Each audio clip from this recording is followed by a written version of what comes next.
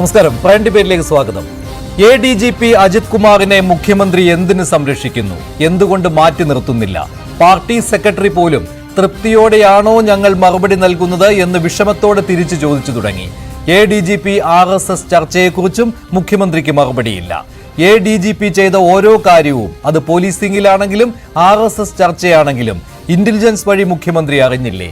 മഹാമൗനം പാർട്ടിയെയും സർക്കാരിനെയും പ്രതിരോധത്തിലാക്കുമെന്ന് അറിയാത്തയാളല്ല മുഖ്യമന്ത്രി.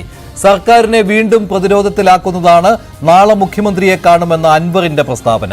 ADGPയെ മാറ്റണമെന്ന് അൻവർ രേഖാമൂലം ആവശ്യപ്പെട്ടാൽ മുഖ്യമന്ത്രിക്ക് നേരെയുള്ള ചോദ്യങ്ങളുടെ ശക്തി ഇരട്ടിയാകും. പ്രൈം ഡിബേറ്റ് ചർച്ച ചെയ്യുന്നു. മുഖ്യമന്ത്രി മൗനവ്രതത്തിലോ?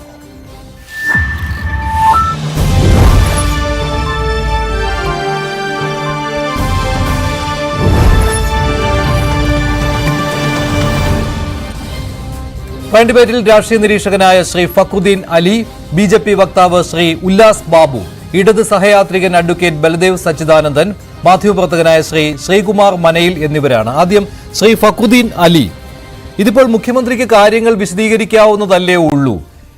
ഇപ്പോൾ രണ്ട് കാര്യങ്ങൾ. ഒന്ന്, ADGP MR അജിത് കുമാറിന്റെ ചെയ്തികൾ, അതിപ്പോൾ RSS നേതാക്കളെ കണ്ട കാര്യത്തിലാണെങ്കിലും പോലീസിംഗിൽ അദ്ദേഹം ചെയ്ത കാര്യങ്ങളാണെങ്കിലും, അത് സ്വർണ്ണക്കടത്ത് കേസിൽ ഉൾപ്പെടെയുള്ള ഇടപെടലുകൾ, അതുപോലെ തന്നെ PV അൻവർ ഉന്നയിച്ച മറ്റ് കാര്യങ്ങൾ, ഇതിലൊക്കെ മുഖ്യമന്ത്രി മറുപടി പറയുന്നില്ല എന്ന് പറയുമ്പോൾ അത് പാർട്ടിയെ പ്രതിരോധത്തിലാക്കുന്നതാണ്.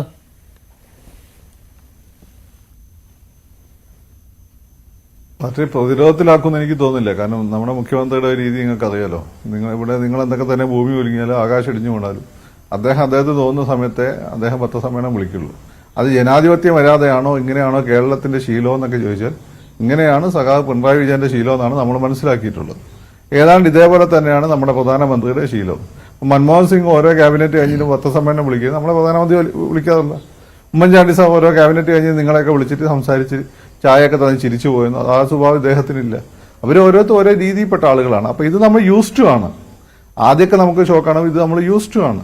അപ്പൊ അദ്ദേഹത്തിന്റെ പത്രസമ്മേളന ഈ വിഷയത്തിൽ വിശദമായിട്ട് അദ്ദേഹം നടത്തുമെന്നാണ് ഞാൻ കരുതുന്നത്. ടൈം എടുക്കേണ്ടാവും. ശരി, പിന്നെ RSS ചർച്ചയെ കുറിച്ചായിരിക്കുമല്ലോ താങ്കൾക്ക് കൂടുതൽ കാര്യങ്ങൾ പറയാൻ കഴിയുക. താങ്കൾ എന്തായാലും ഇങ്ങനെയൊരു ചർച്ച നടന്നതിൽ അപാകത ഇല്ല എന്നുള്ള അഭിപ്രായ പ്രകടനം നടത്തുന്നയാളാണല്ലോ, അല്ലേ? അതെ, എന്താ അപാകത? RSS ഒരു ലോ ആൻഡ് ഓർഡറിന്റെ ചുമതലയുള്ള ഓഫീസറിന് RSS പോലെയുള്ള വളരെ ശംസീർ പറഞ്ഞ പോലെ ഇന്ത്യയിലെ തന്നെ ഏറ്റവും പ്രധാനപ്പെട്ട ഒരു ഓർഗനൈസേഷനാണ്. അവർ സാംസ്കാരികമായിട്ടാണ് പ്രവർത്തിക്കുന്നതെന്ന് പറയുന്നതെങ്കിൽ പോലും ഇന്ത്യ ഭരിക്കുന്നത് BJP പോലെ പൊളിറ്റിക്കൽ വിങ്ങുള്ള, അതുപോലെ ഹിന്ദു സംഘടനകളെ ഇന്റർനാഷണൽ വിങ്ങുള്ള വലിയൊരു ഓർഗനൈസേഷൻ അല്ലേ അവര്. അപ്പൊ നിങ്ങളിപ്പോ ഹിന്ദുക്കൾ RSSകാരല്ല എന്ന് പറഞ്ഞാലും ഏറ്റവും ചുരുങ്ങിയത് അവരുടെ രാഷ്ട്രീയ പാർട്ടിക്ക് പിന്നെ ഇന്ത്യയിലെ ഏറ്റവും ഉയർന്ന കണക്കനുസരിച്ച് 30% കൂടുതലെങ്കിലും ആളുകളുടെ പിന്തുണയുണ്ട്. ഈ 30% എന്ന് പറയുമ്പോൾ അത് ഹിന്ദുക്കൾ തന്നെ ആയിരിക്കുമല്ലോ. ക്രിസ്ത്യാനികളോ മുസ്ലിങ്ങളൊക്കെ വളരെ റേറായിട്ടല്ലേ ആ പാർട്ടിയിൽ ഉണ്ടാവുള്ളൂ. അപ്പൊ അങ്ങനെ ഒരു സംഘടനയായിട്ട് അതിന്റെ നേതാവുമായിട്ട് ലോ ആൻഡ് ഓർഡറിന്റെ ചുമതലയുള്ള ഒരു ഓഫീസർ ചർച്ച നടത്തുന്നതിൽ ഒരു പ്രശ്നമില്ല. അവർക്ക് അങ്ങോട്ട് പല ഇൻഫർമേഷൻ ഗാദർ ചെയ്യാനും പല കാര്യങ്ങളും മനസ്സിലാക്കാനും സഹായിക്കും. ഇത്തരം ചർച്ചകൾ നടക്കാറുണ്ട്, ഇവരുമായിട്ട് മാത്രമല്ല. അപ്പൊ ഞാൻ പറഞ്ഞ ബോംബെ അധോലോകത്തിന് ഇല്ലാതാക്കിയത് എങ്ങനെയാണ്? അത് സെലാസ്കറിന്റെ ഒക്കെ സമയത്തുള്ള ഓഫീസർമാരുണ്ട്. അവര് ഈ അധോലോകത്തിന്റെ ഗ്യാങ്സ്റ്റേഴ്സ് ഒക്കെ ആയിട്ട് ചർച്ച ചെയ്ത് എതിർ ഗ്രൂപ്പിന്റെ വിവരങ്ങൾ ചോർത്തി വേറെ ചില ആളുകളെ സമാധാനത്തിന്റെ വഴി കൊണ്ടുവന്നു. അങ്ങനെയൊക്കെയാണ് ബോംബെയിൽ ഈ നമ്മൾ സിനിമയെ കാണുന്ന പോലെ AK-47 എടുത്ത് വീശുക, ഒരു പിന്നെ ഭാര്യയും ഭർത്താവും കൂടി, വരനും വധും കൂടി പിന്നെ ഇതിന് ഹണിമൂണ് പോകുകയാണെങ്കിൽ വരനെ വെടിവെച്ച് വന്നിട്ട് വധുവിനെ തട്ടിക്കൊണ്ടു പോകുക, റേപ്പ് ചെയ്യുക, അതൊക്കെ അതിന്റെ അവിടെ സ്ഥിതി. അതൊക്കെ മാറ്റിയെടുത്തത് ഇങ്ങനെയൊക്കെ തന്നെയാണ്. അപ്പൊ അതുകൊണ്ട് നമ്മുടെ നാട്ടിൽ വളരെ സ്വാധീന ശക്തിയുള്ള സംഘടനയാണ് RSS. അതുപോലെ തന്നെ നമ്മുടെ നാട്ടിൽ മുസ്ലിംസിനിടെ RSSന് അത്ര സ്വാധീനമില്ല, സ്വാധീനമുള്ള SDPI പോലുള്ള സംഘടനകളുണ്ട്, ജമാഅത്ത് ഇസ്ലാമി പോലുള്ള സംഘടനകളുണ്ട്. അതുപോലെ ജനസാമാന്യത്തിന്റെ ഇടയിൽ വലിയ പിന്തുണയുള്ള കോൺഗ്രസ് പോലെയുള്ള സംഘടനയുണ്ട്, CPM പോലെയുള്ള സംഘടനയുണ്ട്. ഇങ്ങനെയുള്ള എല്ലാ രാഷ്ട്രീയ പാർട്ടികളും ഫ്രിഞ്ച് പാർട്ടികളൊക്കെ ഈ ലോ ആൻഡ് ഓർഡറിന്റെ ചുമതലയുള്ള ഉദ്യോഗസ്ഥന്മാർക്ക് സംസാരിക്കേണ്ടതായിട്ട് വരും. ഞാൻ അതിലൊരു അപാകതയും കാണുന്നില്ല. പക്ഷെ അത് ഈ CPM ഓൺ ചെയ്യുന്ന രീതിയുടെ കാര്യമാണ്. RSSനെയും സംഘപരിവാറിനെയും അതുപോലെ തന്നെ BJPയും ഒക്കെ ദൃഷ്ടിയിൽ പോലും പെടുന്നത് അത് ഇഷ്ടപ്പെടാത്ത ആളുകളാണ്. CPM, അതാണല്ലോ CPMന്റെ നിലപാട്. RSSുമായി ചങ്ങാത്തം പുലർത്തുന്നവരോട് പോലും ചങ്ങാത്തം പാടില്ല എന്ന രീതിയിലുള്ള പാർട്ടി നിലപാടുകൾ. അപ്പോൾ ഈ ADGP ദത്താത്രേയ ഹൊസബലയെയും അതുപോലെ തന്നെ റാം മാധവിനെയും കണ്ടതിന് ശേഷം പാടുപെടുന്ന കാര്യം കാണുന്നുണ്ടല്ലോ CPMന്റെ നേതാക്കൾ. അതിപ്പോൾ MV ഗോവിന്ദനാണെങ്കിലും ഷംസീർ തന്നെ ഇന്ന് പറഞ്ഞപ്പോൾ പിന്നെ അത് അടുത്ത സെക്കൻഡിൽ അദ്ദേഹത്തിന് തിരുത്തി പറയേണ്ടിയും വന്നിട്ടുണ്ട്. അപ്പോൾ ഇത് പാർട്ടിയുടെ നിലപാടിന് വിരുദ്ധമാണ് എന്നതുകൊണ്ട് തന്നെ ഇപ്പോൾ ഒരു ഉദാഹരണം പറയാം. സെൻകുമാറിന്റെ കാര്യത്തിൽ 2016 അധികാരത്തിൽ എത്തിയതിനു ശേഷം മുഖ്യമന്ത്രി പിണറായി വിജയൻ തന്നെ നിയമസഭയിൽ പറഞ്ഞ കാര്യമുണ്ട്. കോൺഗ്രസ് MLA-മാരെ നോക്കിക്കൊണ്ട്, പ്രതിപക്ഷ ബെഞ്ചിലേക്ക് നോക്കിക്കൊണ്ട് അദ്ദേഹം പറഞ്ഞ കാര്യമുണ്ട്. ഇപ്പോൾ നിങ്ങളുടെ കൂടെയൊന്നും അല്ല കേട്ടോ, അദ്ദേഹം മറ്റ് ലാവണങ്ങൾ തേടിപ്പോയി എന്ന്. DGP സ്ഥാനത്ത് നിന്ന് മാറ്റുവാനുള്ള കാരണവും അതുതന്നെയായിരുന്നുവല്ലോ. അപ്പോൾ CPM-ന്റെ നിലപാട് അതാണ്. അപ്പോൾ താങ്കൾ ശരിയാണ്, താങ്കൾക്ക് വ്യക്തിപരമായിട്ട് ADGP RSS നേതാക്കളെ പോയി കണ്ടതിൽ ഒരു അപാകതയും തോന്നുന്നില്ല. പക്ഷേ പാർട്ടിക്ക് അങ്ങനെയല്ലല്ലോ, അതുകൊണ്ടാണല്ലോ വിശദീകരണത്തിന് പാടുപെടുന്നത്. അങ്ങനെയൊന്നല്ല. അപ്പം അങ്ങനെയാണ് പാർട്ടിയായി നിൽക്കണം. ഈ ഇലക്ഷന് മത്സരിക്കാൻ ഗവൺമെന്റ് ഉണ്ടാക്കാൻ നോക്കരുത്. പാർട്ടിയായി നിൽക്കുമ്പോൾ പാർട്ടി പറയുന്ന പാർട്ടിയുടെ തത്വങ്ങളനുസരിച്ച് നിന്നാൽ മതി. പാർട്ടിയുടെ നേതാക്കന്മാർ RSS ആയിട്ട് ചർച്ച നടത്തേണ്ട ആവശ്യമില്ല. എങ്കിൽ പോലും കണ്ണൂരൊക്കെ പാർട്ടിയുടെ നേതാക്കന്മാർ രാഷ്ട്രീയ സംഘർഷം ഉണ്ടാകുന്ന സമയത്ത് പരിഹരിക്കാൻ വേണ്ടി RSS ആയിട്ട് സർവകക്ഷി യോഗത്തിലൊക്കെ പങ്കെടുക്കാറുണ്ട്. ഫോട്ടോസും നമ്മൾ കണ്ടിട്ടുണ്ട്. മാത്രമല്ല, കണ്ണൂർ രാഷ്ട്രീയ സംഘർഷം CPM RSS നമ്മളെ സംഘർഷം എങ്ങനെ അവസാനിപ്പിച്ചത്? മുഖ്യമന്ത്രിയും അന്നത്തെ പാർട്ടി സെക്രട്ടറിയായ കൊടിയേരി ഉൾപ്പെടെയുള്ള ആളുകൾ RSS-നെ വത്സൻ തിലങ്കരിച്ചേട്ടനും ഇങ്ങനെയുള്ള RSS-ന്റെ നേതാക്കന്മാരുമായിട്ട് ആ M-ന്റെ മധ്യസ്ഥതയിൽ ചർച്ച നടത്തിയിട്ടല്ലേ? അല്ലെങ്കിൽ ആ പ്രശ്നം തീരുമായിരുന്നു. ആ പ്രശ്നം തീർന്നത് നന്നായില്ലേ? നിങ്ങളെ ഞങ്ങൾ പന്തി കൂട്ടില്ല, നിങ്ങളെ ഞങ്ങൾ തൊട്ടുകൂടില്ല എന്ന് പറഞ്ഞ് ഇപ്പോഴും അങ്ങനെ സംഘർഷം തുടർന്നിരുന്ന എത്ര കുടുംബങ്ങൾ അനാഥമായി പോകുമായിരുന്നു. ഇപ്പൊ എന്തൊരു സമാധാനം ഉണ്ടായ റീജിയണിൽ വല്ലപ്പോഴും ഉണ്ടാകുന്ന ഒരു സംഘർഷമല്ലേ ഉള്ളൂ. അപ്പൊ ചർച്ചകളൊക്കെ മുമ്പ് ഈ രീതിയിൽ നടത്തിയിട്ടുണ്ട്. ഇത് ഗവൺമെന്റാണ്. ഗവൺമെന്റ് CPM-നെയാണ്, നമ്മളെല്ലാവരുടെയും ഗവൺമെന്റാണ്. അപ്പൊ ഗവൺമെന്റ് ആകുമ്പോൾ ആ ഗവൺമെന്റ് നയിക്കുന്ന അതിന്റെ തലവൻ നിലയിൽ മുഖ്യമന്ത്രിക്ക് പിണറായി വിജയന് സ്വാഭാവികമായിട്ടും ഈ അദ്ദേഹത്തിന് അണ്ടറിലുള്ള പോലീസിന് ഇത്തരം ആളുകളായിട്ട് സംസാരിക്കുന്നില്ല. അല്ലെ ഷംസീർ അല്ലല്ലോ പോയി സംസാരിച്ചത്, അല്ലെ റിയാസ് അല്ലല്ലോ പോയി സംസാരിച്ചത്. റിയാസും ഷംസീർ സംസാരിച്ചാൽ പോലും പ്രശ്നമില്ല, മന്ത്രിമാരാ. അല്ല മോഹൻമാഷ് അല്ലല്ലോ സംസാരിച്ചത്. ഇനി മോഹൻമാഷ് സംസാരിക്കാൻ പാടില്ല എന്ന് പറയാൻ പറ്റില്ല. അല്ലെങ്കിൽ PJ ജയരാജനെ പോലുള്ള ആളുകൾ വരെ കണ്ണൂർ രാഷ്ട്രീയ സംഘർഷവുമായി ബന്ധപ്പെട്ട കാര്യങ്ങളിൽ ഈ RSS-ന്റെ ലീഡർഷിപ്പുമായിട്ട് സർവകക്ഷി യോഗങ്ങളൊക്കെ സംസാരിച്ചിട്ടുണ്ട് ഇല്ലേ? അപ്പൊ അതൊരു ഈ ഇന്ദിരാഗാന്ധിക്കെതിരെ അടിയന്തരാവസ്ഥ സമയത്ത് ഇവരെല്ലാം കൂടി ഒരുമിച്ചല്ലായിരുന്നു വർക്ക് ചെയ്തുകൊണ്ടിരുന്നത്. അന്ന് ഏതാണ്ട് വിശാലമായ മുന്നണിയില്ലായിരുന്നു. BJP പുറത്തുനിന്ന് പിന്തുണച്ചിട്ടുള്ള BP സിംഗ് സർക്കാരിനെ കോൺഗ്രസിനെതിരെ പുറത്തുനിന്ന് പിൻവലിച്ച മറ്റൊന്ന് CPM അല്ലേ?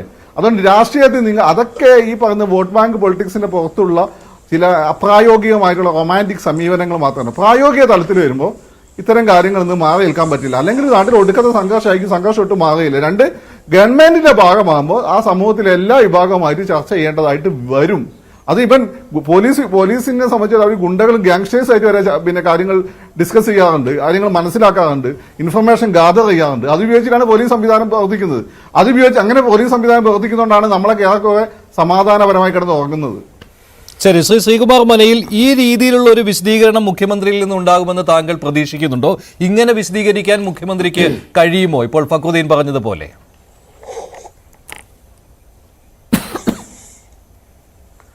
അല്ല, മുഖ്യമന്ത്രിക്ക് ഈ വിഷയത്തെ എങ്ങനെയും വിശദീകരിക്കാൻ കഴിയും.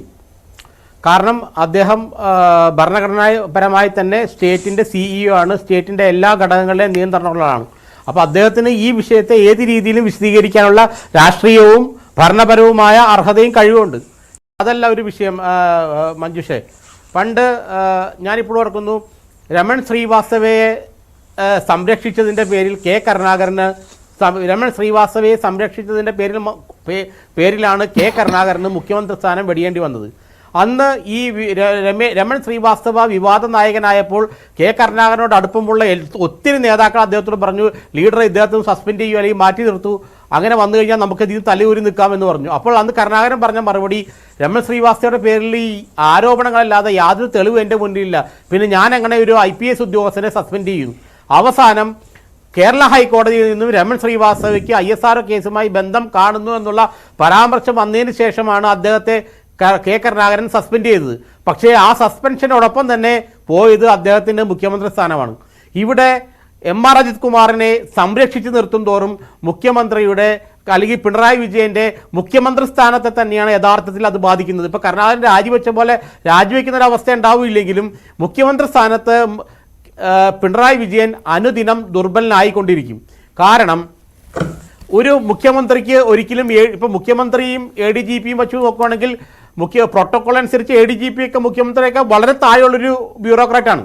ADGP മുകളിൽ എത്രയോ ഉദ്യോഗസ്ഥർ വേറെ ഉണ്ട്. DGP ഉണ്ട്, ആഭ്യന്തര വകുപ്പ് സെക്രട്ടറി ഉണ്ട്, ചീഫ് സെക്രട്ടറിമാരുണ്ട്, പ്രിൻസിപ്പൽ സെക്രട്ടറി ഉണ്ട്. അപ്പോൾ ADGP എന്ന് പറഞ്ഞാൽ താരതമ്യേന ഒരു ഉയർന്ന ഉദ്യോഗസ്ഥൻ മാത്രമേ ഉള്ളൂ. അപ്പോൾ കേവലം താരതമ്യേന ഒരു ഉയർന്ന പോലീസിലെ ഒരു ഉയർന്ന ADGPമാർ തന്നെ 10-12 പേരുണ്ട്.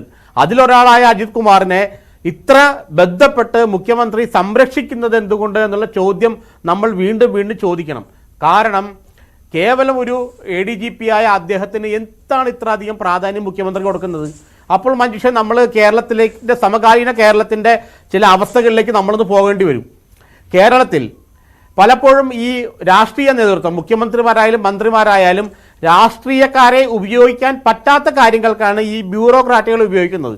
കാരണം ബ്യൂറോക്രാറ്റുകൾക്ക് കുറച്ചുകൂടെ രഹസ്യമായിട്ട് ഹിഡനായിട്ട് രാഷ്ട്രീയക്കാർ പറയുന്ന കാര്യങ്ങൾ അല്ലെങ്കിൽ രാഷ്ട്രീയക്കാർ ഉദ്ദേശിക്കുന്ന കാര്യങ്ങൾ ചെയ്യാൻ സാധിക്കും. ഈ മറ്റ് രാഷ്ട്രീയക്കാർ ഇപ്പം പിണറായി വിജയൻ ഒരു കാര്യം ADGP കൊണ്ട് നടത്താനാണ് കുറച്ചുകൂടി എളുപ്പം. ഒരുപക്ഷെ MP രാജേഷിനെ കൊണ്ടും മുഹമ്മദ് റിയാസിനെ കൊണ്ടൊക്കെ ചെയ്യിക്കുന്നതിനേക്കാൾ എളുപ്പം, അല്ലെങ്കിൽ ഗോവിന്ദൻ ഭാഷിനെ കൊണ്ടൊക്കെ ചെയ്യിക്കുന്നതിന് എളുപ്പം മുഖ്യമന്ത്രിക്ക് ആ കാര്യം ചെയ്യിക്കാൻ ADGP ഉപയോഗിക്കുന്നതായിരിക്കും നല്ലത്. അങ്ങനെ പല രാഷ്ട്രീയ നേതാക്കന്മാരും ഈ ഹിഡൻ ആയിട്ടുള്ള കാര്യങ്ങൾക്ക് ഈ ഇത്തരം ബ്യൂറോക്രാറ്റുകൾ ഉപയോഗിക്കാറുണ്ട്. അങ്ങനെ ഉപയോഗിച്ച രാഷ്ട്രീയക്കാരെല്ലാം അവസാനം വീണിട്ടുണ്ട്. നമ്മൾ ഈ ഒറീസ മുഖ്യമന്ത്രി ബിജു പട്നായിക്കിന് അവസാനം പറ്റിയ, നവീൻ പട്നായിക്കിന് അവസാനം പറ്റിയതാണ്. ഏതോ പാണ്ഡ്യൻ എന്ന് പറഞ്ഞ IAS ഓഫീസറെ മുഖ്യമന്ത്രിക്ക് ശേഷമുള്ള അവസ്ഥയെ പ്രതിഷ്ഠിച്ചു. അവസാനം അദ്ദേഹത്തിൻ്റെ പാർട്ടി തന്നെ അവിടെ ഇല്ലാതായി. അപ്പോൾ ഈ വളരെ ഹിഡനായിട്ടുള്ള കാര്യങ്ങൾ നെഗോഷിയേറ്റ് ചെയ്യാൻ ഈ രാഷ്ട്രീയ നേതൃത്വം പലപ്പോഴും ഇത്തരം ബ്യൂറോക്രാറ്റുകൾ ഉപയോഗിക്കും. ഇവിടെ എനിക്ക് ബലമായ സംശയം നമ്മൾ സംശയിക്കേണ്ടത് ഇത്തരം എന്തെങ്കിലും കാര്യത്തിന് മുഖ്യമന്ത്രി ഇദ്ദേഹത്തെ ഉപയോഗിച്ചിട്ടുണ്ടോ എന്നുള്ളതാണ്. അങ്ങനെ വരുമ്പോൾ മാത്രമേ ഈ ഒരു ADGPയെ പോലെ താരതമ്യേന ഒരു ഉയർന്ന ഉദ്യോഗസ്ഥനെ ഇത്ര വില കൊടുത്ത് ഇത്ര ബന്ധപ്പെട്ട് സ്വന്തം പാർട്ടിയെ പോലും വെറുപ്പിച്ചുകൊണ്ട് സംരക്ഷിക്കേണ്ട ഒരു അവസ്ഥ മുഖ്യമന്ത്രിക്ക് സംജാതമാകണമെങ്കിൽ അതിൻ്റെ ഉള്ളിൽ എന്തെങ്കിലും വളരെ വളരെ പ്രധാനപ്പെട്ട സിഗ്നിഫിക്കൻ്റ് ആയിട്ടുള്ള എന്തെങ്കിലും ഒരു മിഷൻ അദ്ദേഹം നിറവേറ്റിയിട്ടുണ്ടാകാം. ആ മിഷൻ എന്താണെന്നുള്ളതാണ് നമ്മൾ മാധ്യമപ്രവർത്തകരടക്കം ചിന്തിക്കേണ്ടതും വെളിച്ചത്ത് കൊണ്ടുവരേണ്ടതും. അങ്ങനത്തെ മിഷൻ എന്താണെന്ന് ചോദിച്ചാൽ പല ഉദാഹരണങ്ങളും ഇക്കാര്യത്തിൽ വരുന്നുണ്ടല്ലോ. സ്ഥിരീകരിക്കപ്പെട്ട പല ഉദാഹരണങ്ങളും ഉണ്ട്. ഒന്ന്, സ്വർണ്ണക്കടത്ത് കേസിൽ ആ അന്വേഷണം നടക്കുന്ന സമയത്ത് വിജിലൻസിന്റെ മേധാവിയായിരുന്ന MR അജിത് കുമാർ അന്ന് തന്റെ അധികാര പരിധിയിലല്ലാത്ത കാര്യം ചെയ്തു. അക്കാര്യം ഉദാഹരണ സഹിതം വന്നിട്ടുള്ളതാണ്. അത് മാത്രമല്ല, അതിന്റെ പേരിൽ അദ്ദേഹത്തിനെതിരെ നടപടിയും ഉണ്ടായിട്ടുള്ളതാണ്. പക്ഷെ പിന്നീട് ലോ ആൻഡ് ഓർഡറിൽ തന്നെ ഉയർന്ന പദവിയിലേക്ക് അദ്ദേഹം വരികയും ചെയ്തതാണ്. അങ്ങനെ പല പല കാര്യങ്ങൾ PV അൻവർ ഉന്നയിച്ച പോലീസിംഗിൽ അദ്ദേഹത്തിന്റെ ഇടപെടലുകൾ പലതായിട്ടുള്ള പല കാര്യങ്ങൾ, ഇതെല്ലാം ഒരു ഇന്റലിജൻസ് സംവിധാനം വഴി മുഖ്യമന്ത്രി ഉള്ളതാണ് എന്ന കാര്യത്തിൽ യാതൊരു സംശയവുമില്ലല്ലോ.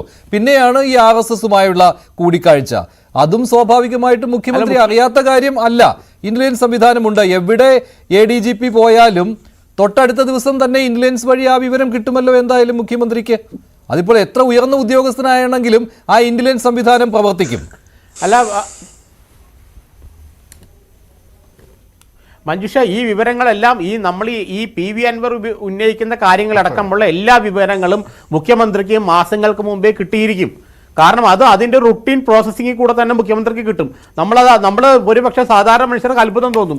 ഈ നാട്ടിൽ നടക്കുന്ന ഒരു സ്ത്രീ പീഡന കേസിൽ പോലും ഇരയുടെ പേരടക്കം അവരുടെ അഡ്രസ്സ് അടക്കം മുഖ്യമന്ത്രിയുടെ മുമ്പിൽ വരും ഈ ഇന്റലിജൻസ് ബ്രീഫിങ്ങിൽ കൃത്യമായിട്ട്. കാരണം അങ്ങനെയാണ് അതിൻ്റെ പ്രോസസ്സിങ്. കാരണം വകുപ്പ് മേധാവിയായ ആഭ്യന്തര വകുപ്പിൻ്റെ തലവനറിയാതെ ഒരു കാര്യവും കേരളത്തിൽ നടക്കില്ല. അത് കൃത്യമായി ഇന്റലിജൻസ് വർക്ക് ചെയ്യുന്നുണ്ട്. പക്ഷേ ഈ ADGP അജിത് കുമാർ ആരെ കണ്ടാലും അദ്ദേഹം എന്ത് പ്രവൃത്തി ചെയ്താലും അതെല്ലാം കൃത്യമായിട്ട് മുഖ്യമന്ത്രിയെ അറിയിച്ചിട്ടുണ്ട്. ഈ ഇന്റലിജൻസ് ഡിപ്പാർട്ട്മെന്റിലെ കാര്യത്തിൽ ഒരു തർക്കവും വേണ്ട. അതുകൊണ്ടാണ് മുഖ്യമന്ത്രി ധൈര്യത്തോടെ ഇരിക്കുന്നത്. കാരണം ഇതെല്ലാം ഇപ്പോൾ ഈ PV അൻവറൊക്കെ ഉന്നയിക്കുന്ന കാര്യങ്ങളൊക്കെ മാസങ്ങൾക്ക് മുമ്പേ, ദിവസങ്ങൾക്ക് മുമ്പേ മുഖ്യമന്ത്രിയുടെ കയ്യിൽ കൃത്യമായിട്ട് ഇന്റലിജൻസ് ബ്രീഫിംഗ് ആയിട്ട് എത്തിയിരിക്കും. അപ്പോൾ അൻവർ എന്ത് പറയാൻ, അൻവർ എവിടം വരെ പോകും, അൻവർ എന്ത് പറയാൻ പോകുന്നു, ഇതെല്ലാ കാര്യങ്ങളും കൃത്യമായിട്ട് മുഖ്യമന്ത്രിക്ക് നേരത്തെ തന്നെ അറിയാമായിരുന്നു. അതുകൊണ്ടാണ് അദ്ദേഹം വളരെ പുഞ്ചിരിയോടെ ഇതെല്ലാം കേട്ടു നിൽക്കുന്നതും ഇതിനെ നിശബ്ദ സാക്ഷി പോലെ കണ്ടു നിൽക്കുന്നതും എല്ലാം ഇദ്ദേഹത്തിന് കൃത്യമായിട്ട് ഇതിനെക്കുറിച്ച് ധാരണയുള്ളത് കൊണ്ടാണ്.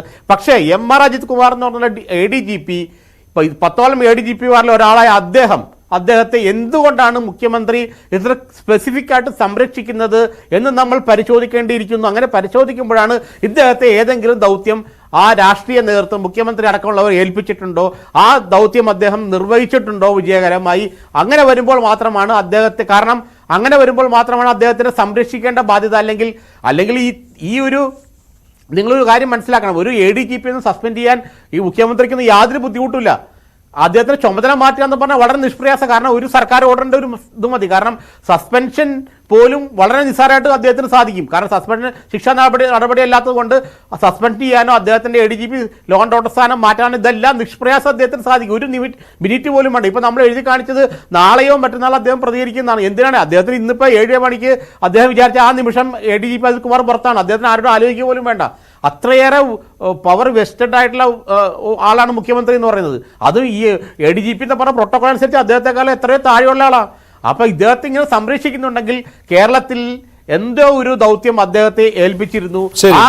ഉല്ലാസ് ബാബു, ആ ഒരു ദൗത്യം എന്താണ് എന്ന കാര്യത്തിൽ കൃത്യമായിട്ട് ഒരു നിലപാടിലേക്ക് BJP എത്തിയിട്ടുണ്ടോ? പല കാര്യങ്ങൾ MR അജിത് കുമാറിനെതിരെ വരുന്നു. അതിൽ മുഖ്യമന്ത്രിക്ക് വേണ്ടി അദ്ദേഹം ഏറ്റെടുത്ത് നടപ്പാക്കിയ ദൗത്യം, അത് പാർട്ടി പോലും അക്കാര്യത്തിൽ പ്രതിരോധത്തിലാകുന്ന ഒരു ദൗത്യം, അതെന്തായിരിക്കുമെന്ന്?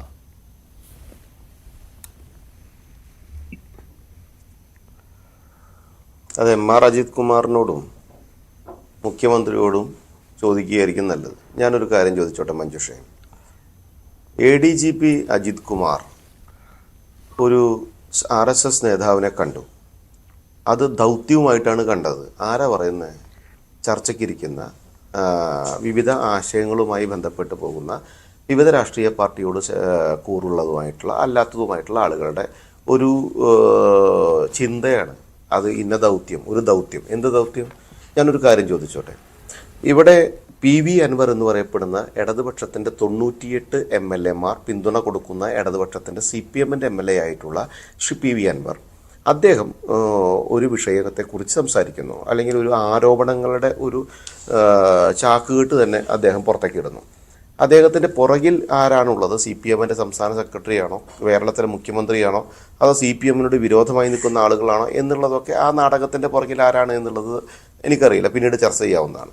2, അദ്ദേഹം ഉന്നയിച്ച വിഷയത്തിൽ ഈ RSS നേതാവിനെ അല്ലെങ്കിൽ ഒരു വ്യക്തിയെ കണ്ടു എന്നുള്ള ചർച്ച ചൂസ് ആൻഡ് പിക്ക് ചെയ്യുന്ന ആ രാഷ്ട്രീയത്തെക്കുറിച്ച് മഞ്ജുഷ ആലോചിച്ച് നോക്കിയിട്ടുണ്ടോ? അതിൽ കൃത്യമായിട്ട് കോൺഗ്രസിൻ്റെ നേതാവായിട്ടുള്ള ശ്രീ VD സതീശിൻ്റെ രാഷ്ട്രീയമുണ്ട്. എന്താ രാഷ്ട്രീയം എന്നറിയാമോ? ADGP അജിത് കുമാറിനെ കുറിച്ച് ഇടതുപക്ഷത്തിൻ്റെ ഒരു MLA പറഞ്ഞ കാര്യങ്ങളിൽ ഏറ്റവും പ്രധാനപ്പെട്ട കാര്യം എന്താണ്? അദ്ദേഹം കൊലപാതകത്തിന് കൂട്ടുനിന്നിട്ടുണ്ട്. അദ്ദേഹത്തിൻ്റെ ആരോപണം ഞാൻ പറഞ്ഞത് അൻവറിൻ്റെ. 2, സ്വർണ്ണപ്പൊട്ടിക്കലുമായി ബന്ധപ്പെട്ട് അദ്ദേഹം എല്ലാം കൃത്യമായി ചെയ്തു കൊടുത്തിട്ടുണ്ട്. സ്വർണ്ണക്കടത്തും സ്വർണം പൊട്ടിക്കലിനും കൂട്ടുനിൽക്കുന്ന വലിയൊരു നെക്സസിനെ കൈകാര്യം ചെയ്യുന്ന ഒരു വിഭാഗത്തിൻ്റെ തലവനായിട്ട് ഇദ്ദേഹം പ്രവർത്തിച്ചിട്ടുണ്ട്. 3, എന്താണ്? മുഖ്യമന്ത്രിയുടെ അടക്കമുള്ള അല്ലെങ്കിൽ മറ്റ് വ്യക്തികളുടെ അടക്കമുള്ള ഫോണുകൾ കൃത്യമായിട്ട് ഇദ്ദേഹം ചോർത്തിക്കൊണ്ടിരിക്കുന്നു.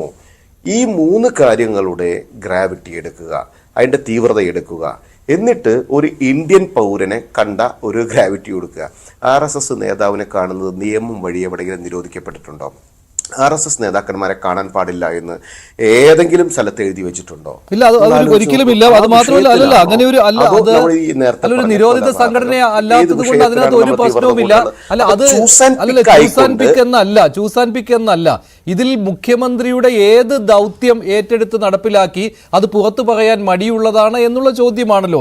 ഞാൻ അതാണ് ചോദിച്ചത്. അല്ല, ഞാൻ ഈ RSS കൂടിക്കാഴ്ചയിലേക്ക് നേരിട്ട് കൊണ്ടുവന്ന് എത്തിക്കുക ആയിരുന്നില്ല. താങ്കൾ പറഞ്ഞ മറ്റു കാര്യമുണ്ടല്ലോ, കൊലപാതകം എന്നുള്ള ആരോപണം, സ്വർണം പൊട്ടിക്കൽ, സ്വർണ്ണക്കടത്ത് കേസിലെ സഹായം, ഇതൊക്കെ ഉണ്ടല്ലോ. ഇതൊക്കെ ഈ കാര്യങ്ങളൊക്കെ മുഖ്യമന്ത്രി അറിഞ്ഞിട്ടുള്ളതാകാൻ വഴിയുണ്ടല്ലോ. കാരണം ഇന്ത്യൻ സംവിധാനം അത്ര ശക്തമാണ് കേരളത്തിലും. അപ്പോൾ അതിലൊന്നും ഒരു നടപടിയും വേണ്ട, അത് മുന്നോട്ട് പൊയ്ക്കോട്ടെ എന്ന് മുഖ്യമന്ത്രി തീരുമാനിക്കുകയാണെങ്കിൽ മറ്റേതോ ദൗത്യത്തിൽ മുഖ്യമന്ത്രി ഇദ്ദേഹത്തിന്റെ സഹായം തേടിയിട്ടുണ്ട് എന്ന് വേണ്ടേ അനുമാനിക്കാൻ. അങ്ങനെ വരുമ്പോൾ ഇതും അവിടെ ഒരു ഘടകമാണ്. RSSുമായിട്ടുള്ള ചർച്ചയും ഒരു ഘടകമാണ്. കാരണം അത് CPM-നെയും സർക്കാരിനെയും സംബന്ധിച്ചിടത്തോളം പ്രധാനമാണ്. BJP അല്ലായിരിക്കും, RSSനെ അല്ലായിരിക്കും. കാരണം RSS എല്ലാ രാഷ്ട്രീയ പാർട്ടി നേതാക്കളുമായിട്ടും കൂടിക്കാഴ്ച നടത്തുന്നതാണ്, സമൂഹത്തിലെ എല്ലാ വിഭാഗങ്ങളുമായിട്ടും കൂടിക്കാഴ്ച നടത്തുന്നതാണ്, ഇതൊക്കെ ഉള്ളതാണ്. പക്ഷേ CPM-നും അതുപോലെ തന്നെ LDF-നും അങ്ങനെയല്ല. അതുകൊണ്ടാണല്ലോ LDF-ലെ മറ്റ് ഘടകകക്ഷികൾ, ഉദാഹരണത്തിന് CPI ചോദ്യം ഉന്നയിച്ചിരിക്കുന്നത് CPM-ന്റെ നേരെ എന്താണ് ആ കൂടിക്കാഴ്ചയുടെ കാരണമെന്ന് വ്യക്തമാക്കണമെന്ന്. അവരെ ബാധിക്കുന്ന ഒരു പ്രശ്നമാണത്.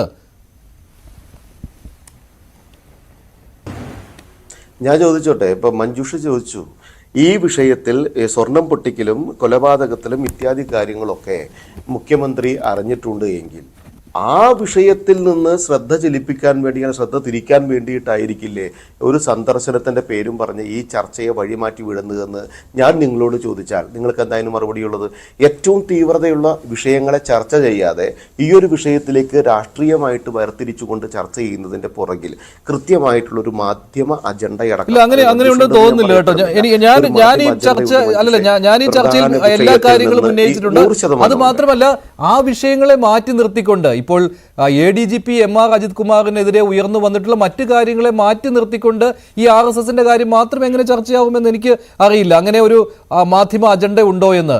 അതും ഇതും കൂട്ടി വായിച്ചുള്ള ചർച്ചയാണല്ലോ നടക്കുന്നത്. ഇതെല്ലാം മുഖ്യമന്ത്രിയുടെ അറിവോടെയാണെങ്കിൽ മുഖ്യമന്ത്രി എന്തുകൊണ്ട് മൗനി ബാബയായിട്ട് ഇരിക്കുന്നു എന്ന കാര്യമുണ്ട്. എന്തുകൊണ്ട് മുഖ്യമന്ത്രി മൗനി ബാബയായി ഇരിക്കുന്നു എന്നുള്ള ചോദ്യമാണ് ഇവിടെ ഉന്നയിച്ചിരുന്നത്. അതിനുള്ള കാരണം താങ്കളോട് ചോദിച്ചപ്പോൾ താങ്കൾ പറഞ്ഞു അത് മുഖ്യമന്ത്രിയോട് തന്നെ ചോദിക്കുന്നതാണ് നല്ലത് എന്ന്. മുഖ്യമന്ത്രി കൃത്യമാണ് മഞ്ജുഷെ.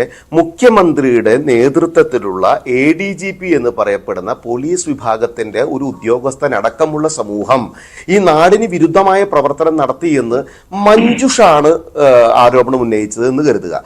ഉല്ലാസ് ബാബുവാണ് ഈ ആരോപണം ഉന്നയിച്ചതെന്ന് പറയാം. എന്റെയും നിങ്ങളുടെയും ഇന്നത്തെ അവസ്ഥ എന്തായിരിക്കും? നമ്മൾ ജയിലിലായിട്ടുണ്ടാവില്ലേ? നമ്മൾ പോലീസ് വന്ന് പിടിച്ചു കൊണ്ടുപോയിട്ടുണ്ടാവില്ലേ? എന്തുകൊണ്ടാണ് ആ വിഷയം ഞാൻ പറഞ്ഞത്? എന്തുകൊണ്ടാണ് അൻവർ എന്ന് പറയപ്പെടുന്ന MLAക്ക് നേരെ CPMന്റെ ഗോവിന്ദൻ മാഷോ അല്ലെങ്കിൽ CPMന്റെ മുഖ്യമന്ത്രിയോ ഒരു നടപടി എടുത്തിട്ടില്ല? അൻവർ മുഖ്യമന്ത്രി അടുത്ത് പോയപ്പോൾ ഞങ്ങളെല്ലാം പറഞ്ഞ് കോംപ്ലിമെന്റ്സ് ആക്കി എന്ന് പറയപ്പെടുന്നല്ലോ. അൻവർ ഉന്നയിച്ച ആരോപണം ഒരു സാമൂഹ്യ ദ്രോഹ വിഷയമാണ്, ഒരു വലിയ ദേശദ്രോഹ വിഷയമാണ്, വലിയ ക്രിമിനൽ കുറ്റങ്ങളാണ്. ആ വിഷയത്തിൽ നിന്നൊക്കെ തെന്നിപ്പോകുന്ന ഒരു ശൈലിയിലേക്ക് ഇതിനെ കൊണ്ടുപോയി അതിനെ ചെറുതാക്കരുത് എന്നുള്ളതാണ് ഞാൻ പറയുന്നത്. രണ്ടാമത്തെ കാര്യം ഞാൻ ചോദിച്ചിട്ടെ, TP ചന്ദ്രശേഖരൻ വധവുമായി ബന്ധപ്പെട്ട് ഇടതുപക്ഷത്തിന്റെ നേതാക്കന്മാർ, കോൺഗ്രസിന്റെ നേതാക്കന്മാർ എന്ന് പറഞ്ഞാൽ അന്നത്തെ ഉമ്മൻചാണ്ടി അടക്കമുള്ള, തിരുവഞ്ചൂർ രാധാകൃഷ്ണൻ അടക്കമുള്ള ആളുകളെ പോയി കണ്ട രാഷ്ട്രീയം നമ്മൾ ഇവിടെ കെടുക്കുന്നില്ലേ? സരിത വിഷയത്തിൽ സെറ്റിൽമെന്റ് രാഷ്ട്രീയം സംസാരിച്ചത് നമുക്കെല്ലാവർക്കും അറിയാവുന്ന വിഷയമല്ലേ? അപ്പൊ ഇവരൊക്കെ ഈ സൂത്രപ്പണികളൊക്കെ പരിപൂർണമായിട്ട് ചർച്ച വരാതിരിക്കാൻ വേണ്ടി ഇങ്ങനൊരു നറേറ്റീവ് ക്രിയേറ്റ് ചെയ്ത് ഇതിലേക്ക് മാത്രം ചർച്ച കൊണ്ടുപോകുന്ന രാഷ്ട്രീയത്തെ നമ്മൾ വ്യക്തമായി കാണണമെന്നേ ഒരു സംശയവുമില്ല. അജിത് കുമാർ എന്ന് പറയപ്പെടുന്ന വ്യക്തി മാത്രമല്ല, കേരള പോലീസിന്റെ നേതൃത്വത്തിലിരിക്കുന്ന വ്യക്തികൾ കൃത്യമായിട്ട് ഇടതുപക്ഷ രാഷ്ട്രീയ സംവിധാനത്തിന്റെ അടിമകളായിക്കൊണ്ട് ഈ സമൂഹത്തിനെതിരായ പ്രവർത്തനം നടത്തുന്നുണ്ടെങ്കിൽ അതിനെതിരെ ആഭ്യന്തര വകുപ്പ് പൂർണ്ണമായിട്ടുള്ള നടപടിയെടുക്കണം. ആഭ്യന്തര വകുപ്പ് അതിൽ പരാജയപ്പെടുന്നു എന്ന് ഇന്നലെയും BJP പറഞ്ഞു തുടങ്ങിയതല്ലോ. കോൺഗ്രസ് ഒക്കെ ഈ വിഷയം എടുക്കുന്നതിന് എത്രയോ മുൻപ് BJP ആരോപിച്ച വിഷയങ്ങളായിരുന്നു ഇതൊക്കെ. അന്നൊക്കെ BJPയുടെ ആരോപണങ്ങളായിട്ടും കേന്ദ്ര ഏജൻസികൾ ഞങ്ങളെ വേട്ടയാടുന്നുവെന്ന് കോൺഗ്രസും CPMും ഒരുമിച്ച് നിന്ന് പറഞ്ഞവരല്ലേ. ഇന്ന് ഇവർ ഇതിനെ വേർതിരിച്ച് കാണുമ്പോഴാണ് നമ്മൾ സംശയം ഉന്നയിക്കേണ്ടത്. അൻവർ എന്ന് പറയപ്പെടുന്ന വ്യക്തി ഉന്നയിച്ച വിഷയത്തിൽ അൻവറിനെതിരെ എന്ത് നടപടിയെടുത്തു, അല്ലെങ്കിൽ അൻവർ പറഞ്ഞ കാര്യങ്ങളിൽ മറ്റു കാര്യങ്ങളിൽ എന്ത് നടപടിയെടുത്തു എന്ന് കൂടി നമ്മൾ കൃത്യമായി. ശരി, അങ്ങനെ അൻവറിനെതിരെ നടപടിയെടുക്കാൻ പറ്റില്ല, കാരണം അൻവർ ഉന്നയിച്ച കാര്യങ്ങൾ സത്യമാണ് എന്നുള്ളത്. ഇത് ആഭ്യന്തര വകുപ്പിലേക്കാണ്. മാത്രമല്ല, ഒരു ഭരണപക്ഷ MLA തന്നെ ഈ ആരോപണം ഉന്നയിക്കുമ്പോൾ അങ്ങനെ ഇത് തള്ളിക്കളയുവാനായിട്ട് പറ്റുകയുമില്ല. ശ്രീ ബലദേവ് സച്ചിദാനന്ദൻ, ഇതിപ്പോൾ പാർട്ടിക്കാർക്ക് അതുപോലെ തന്നെ അൻവർ ആലോചിക്കട്ടെ എന്നാ പറഞ്ഞത്. അത് പക്ഷെ അങ്ങനെ അൻവറിനെതിരെ നടപടിയോ അല്ലെങ്കിൽ അൻവർ ചെയ്തത് പൂർണ്ണമായിട്ടും തെറ്റാണ് എന്നുള്ളൊരു നിലപാടിലേക്ക് പോയിട്ടില്ല എന്ന് തന്നെയാണ് നമുക്ക് തോന്നുന്നത്. അൻവറിനത് പാർട്ടിയിൽ ആദ്യം പറയാമായിരുന്നു എന്നുള്ളതാണ് അവരുടെ ഒരു ആക്ഷേപമായിട്ട് വന്നിട്ടുള്ളത്. അതാണ് ഒരു പൊതുവായിട്ടുള്ള ഒരു ആക്ഷേപമായിട്ട് വന്നിട്ടുള്ളത്. തള്ളിക്കളയാൻ പറ്റാത്ത അവസ്ഥ തന്നെയാണ്. അവിടെ മഞ്ജുഷ തെറ്റുപറ്റിയിട്ടുണ്ട്. LDFന്റെ കൺവീനർ ആയിട്ടുള്ള TP രാമകൃഷ്ണൻ പറഞ്ഞത് CPM സർക്കാരിനെതിരെ വലിയ ഒരു ആരോപണങ്ങൾ നടക്കുന്നു, ഞങ്ങൾ അതിന് ആഭ്യന്തര വകുപ്പിന്റെ കീഴിലുള്ള ഉദ്യോഗസ്ഥർക്ക് നേരെയാണ് ആരോപണം എന്നാണ് അദ്ദേഹം പറഞ്ഞത്. അങ്ങനെയാണോ?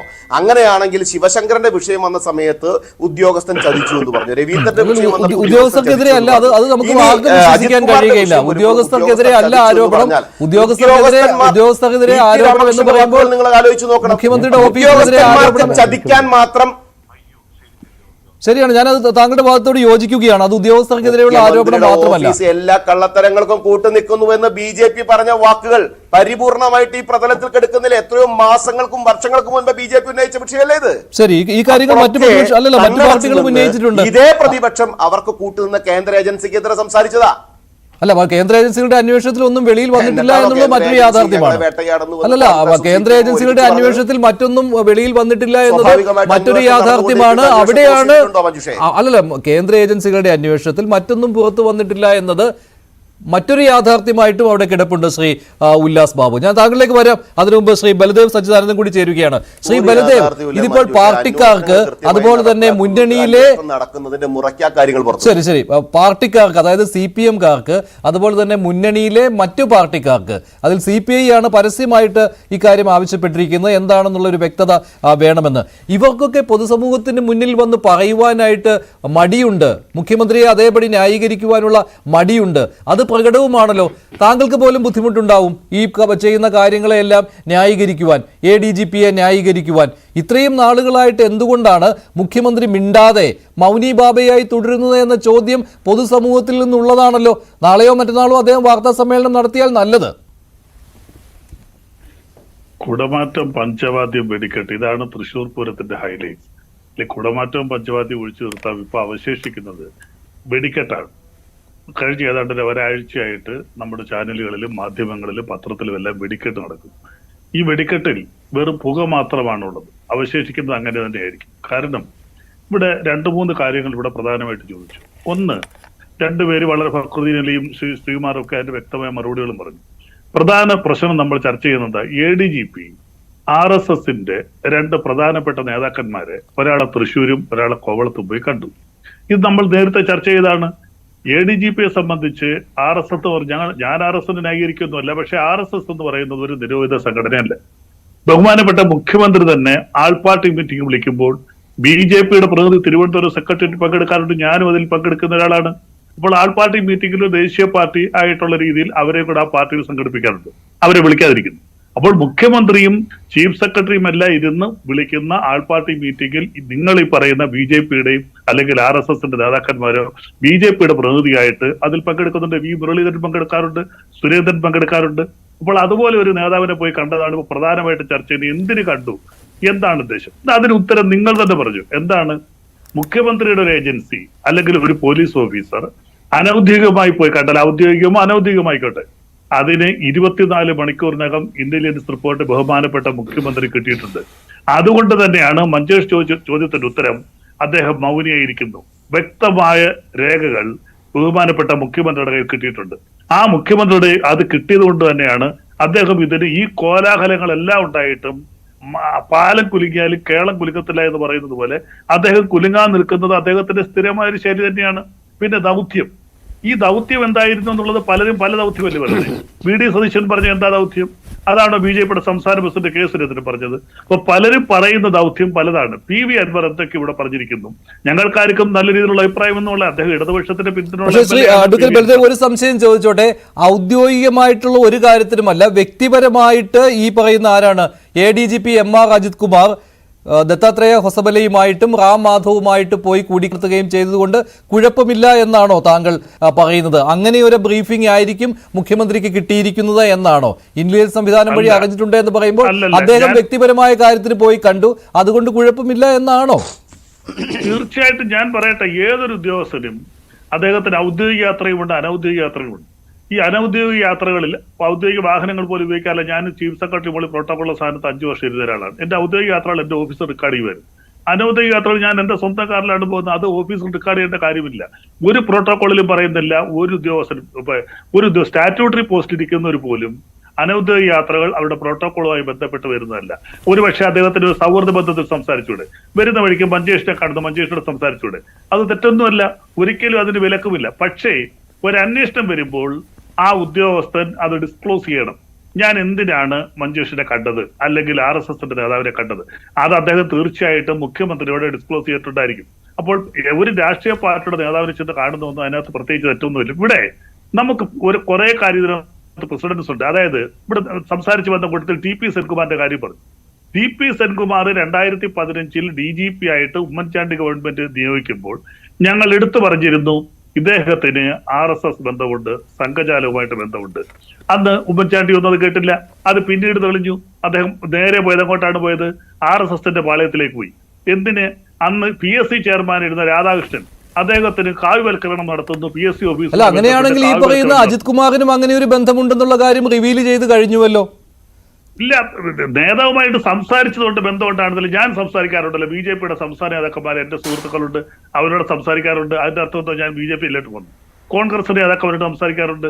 അതിന്റെ അർത്ഥം ഞാൻ കോൺഗ്രസിലേക്ക് വളരെ സിമ്പിൾ ആയിട്ട് താങ്കൾ പറഞ്ഞു. പക്ഷേ അല്ലല്ല CPI യുടെ നിലപാട് നോക്കൂ, എന്താണെന്നുള്ള കാര്യം വിശദീകരിക്കണമെന്നാണ്. അല്ലാതെ മുഖ്യമന്ത്രി മാത്രം പറഞ്ഞാൽ പോരല്ലോ.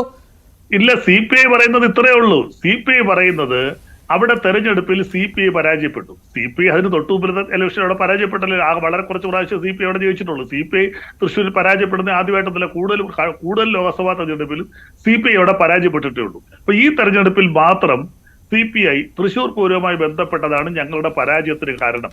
അതിനകത്ത് അവരോട് തന്നെ ചോദിക്കേണ്ട ചോദ്യമുണ്ട്. ഞാനും ഇടതുപക്ഷക്കാരനാണ്, ഇടതുപക്ഷത്തിലെ പാർട്ടിയുടെ സ്റ്റേറ്റ് സെക്രട്ടറിയാണ് ഒരു ഘടകകക്ഷിയുടെ. ശ്രീ K രാജൻ എന്ന് പറയുന്ന മന്ത്രി അവിടെ ഉണ്ടായിരുന്നു, അവിടുത്തെ MLA അവിടെ ഉണ്ടായിരുന്നു, ഈ പറയുന്ന നേതാക്കന്മാരെല്ലാവരും അവിടെ ഉണ്ടായിരുന്നു, ഈ സ്ഥാനാർത്ഥി സുനിൽകുമാർ അവിടെ ഉണ്ടായിരുന്നു. അപ്പൊ ഇതുമായി ബന്ധപ്പെട്ട് എന്തെങ്കിലും നടന്നിട്ടുണ്ടെങ്കിൽ ഒരുപക്ഷെ CPM-നേക്കാൾ കൂടുതൽ അറിയാവുന്ന നേതാക്കന്മാർ CPI-യുടെയാണ്. കാര്യം അന്ന് അതിന്റെ താങ്കൾ പറഞ്ഞത് ഈ കാതോട് കാതോരം ADGP-യും മുഖ്യമന്ത്രിയും ബ്രീഫ് ചെയ്ത് കഴിഞ്ഞാൽ തീരുന്ന ഒരു സിമ്പിൾ കാര്യമേ ഉള്ളൂ എന്നാണ്. അങ്ങനെയല്ല അങ്ങനെയല്ല കാര്യങ്ങൾ. ADGP ചെന്ന് രഹസ്യമായിട്ട് മുഖ്യമന്ത്രിയോട് പറയുന്നു ഞാൻ ഇന്ന ആവശ്യത്തിനാണ് പോയത് എന്ന് പറഞ്ഞാൽ തീരുന്ന പ്രശ്നമല്ല ഇത്. അല്ല, ഞാൻ പറഞ്ഞോണ്ട് മഞ്ചേഷ്, ഇപ്പോൾ ഈ സംഭവത്തിൽ കൃത്യമായിട്ട് അന്വേഷിച്ച് റിപ്പോർട്ട് നൽകാനായിട്ട് 30 ദിവസം ഇത് അന്വേഷിച്ച് റിപ്പോർട്ട് നൽകണമെന്ന് പറഞ്ഞ് DGP ചുമതലപ്പെടുത്തിയിട്ടുണ്ട്, 2 ഉദ്യോഗസ്ഥരെ ചുമതലപ്പെടുത്തിയിട്ടുണ്ട്, സംഘം അന്വേഷിക്കുന്നുണ്ട്. ആ അന്വേഷിച്ച് വരുമ്പോൾ ആ റിപ്പോർട്ടിന് വരുന്ന സമയം എന്ന് പറയുന്നത് 30 ദിവസമാണ്. പിന്നെ ഇന്നലെ പാർട്ടി സെക്രട്ടേറിയറ്റ് കൂടി, അതാണല്ലോ ഇപ്പൊ പ്രധാന ആക്ഷേപം എന്ന് പറയുന്നത്. പാർട്ടി സെക്രട്ടേറിയറ്റിൽ പങ്കെടുക്കുന്നയാളാണ് ബഹുമാനപ്പെട്ട മുഖ്യമന്ത്രി. ആ മുഖ്യമന്ത്രിയും പാർട്ടി സെക്രട്ടേറിയറ്റ് പങ്കെടുത്ത പാർട്ടി സെക്രട്ടറിയും പ്രതിപക്ഷ നേതാവല്ല LDF കൺവീനർ, ഇവർ ഇത്രയും കൂടി ഒരുമിച്ചെടുത്ത ഒരു തീരുമാനമാണ്. ആ തീരുമാനത്തിന്റെ ഒരു ബഹിർസ്ഫുരണമാണ് പാർട്ടി സെക്രട്ടറി പുറത്തു വന്ന് ഞങ്ങൾക്കും അതിനകത്ത് അതിർത്തിയുണ്ട്, അത് മുഖ്യമന്ത്രി കൂടി ഇരുന്ന കാര്യത്തിൽ അവർ വെളിപ്പെടുത്തിയിട്ടുണ്ടാവും. അല്ലാതെ CPM-നെ സംബന്ധിച്ച് ഒരിക്കലും പാർട്ടി സെക്രട്ടറി അങ്ങനെ അഭിപ്രായം പറയില്ല. LDF കൺവീനറും പറഞ്ഞു ഞങ്ങൾക്ക് ഇതിനകത്ത് അതിർത്തിയുണ്ട് എന്ന് പത്രക്കാരോട് പറഞ്ഞു. ഈ പറഞ്ഞ വാചകങ്ങൾ കമ്മ്യൂണിസ്റ്റ് പാർട്ടിയെ സംബന്ധിച്ച് ആ പാർട്ടി സെക്രട്ടേറിയറ്റിൽ സംസാരിച്ചിട്ടുണ്ടാവും. അവരഭിപ്രായം തുറന്നു പറയുന്നു. അല്ല, ആ പാർട്ടി എടുക്കാൻ തീരുമാനത്തിന് അതീതമായിട്ട് ഒരു പാർട്ടി സെക്രട്ടറി പുറത്തു പറയില്ല. ആ തീരുമാനങ്ങളിൽ അവർ പറഞ്ഞിരിക്കുന്നത് എന്താ? ഇതിനെക്കുറിച്ച് അന്വേഷിച്ച് വ്യക്തമായ തീരുമാനമെടുക്കണം. ADGP-യെ മാറ്റി നിർത്തണമെങ്കിൽ മാറ്റി നിർത്തണം. അങ്ങനെ തന്നെ ഇറച്ചു വന്നിട്ടുണ്ട്. തീർച്ചയായിട്ടും ആ രീതിയിലേക്ക് പോവുകയാണെങ്കിൽ ADGP-യെ മാറ്റി നിർത്തിക്കൊണ്ട് തന്നെ പോകുമെന്നാണ് ഞങ്ങൾക്ക് കിട്ടിയിരിക്കുന്ന അറിവ്. ശരി. അല്ലല്ല, ഇനി അങ്ങനെ മാറ്റി നിർത്താതെ മുന്നോട്ട് പോകാൻ കഴിയില്ല. കാരണം ഈ അന്വേഷണം പ്രഖ്യാപിച്ചതിന് ശേഷം ഉയർന്നു വന്ന ആരോപണങ്ങൾ അത് അത്രത്തോളം കഠിനവുമാണ്. ശ്രീകുമാർ മനയിൽ ശ്രീ ബലദേവ് പറഞ്ഞതുപോലെ അത്രമാത്രം സിമ്പിൾ ആണോ കാര്യങ്ങൾ? പാർട്ടിയിലും മുന്നണിയിലും അത്രയ്ക്ക് സിമ്പിൾ ആയിട്ടാണോ ഈ കാര്യങ്ങളെ കൈകാര്യം ചെയ്തു പോകുന്നത്, അതിനെ വീക്ഷിച്ചു പോകുന്നത്?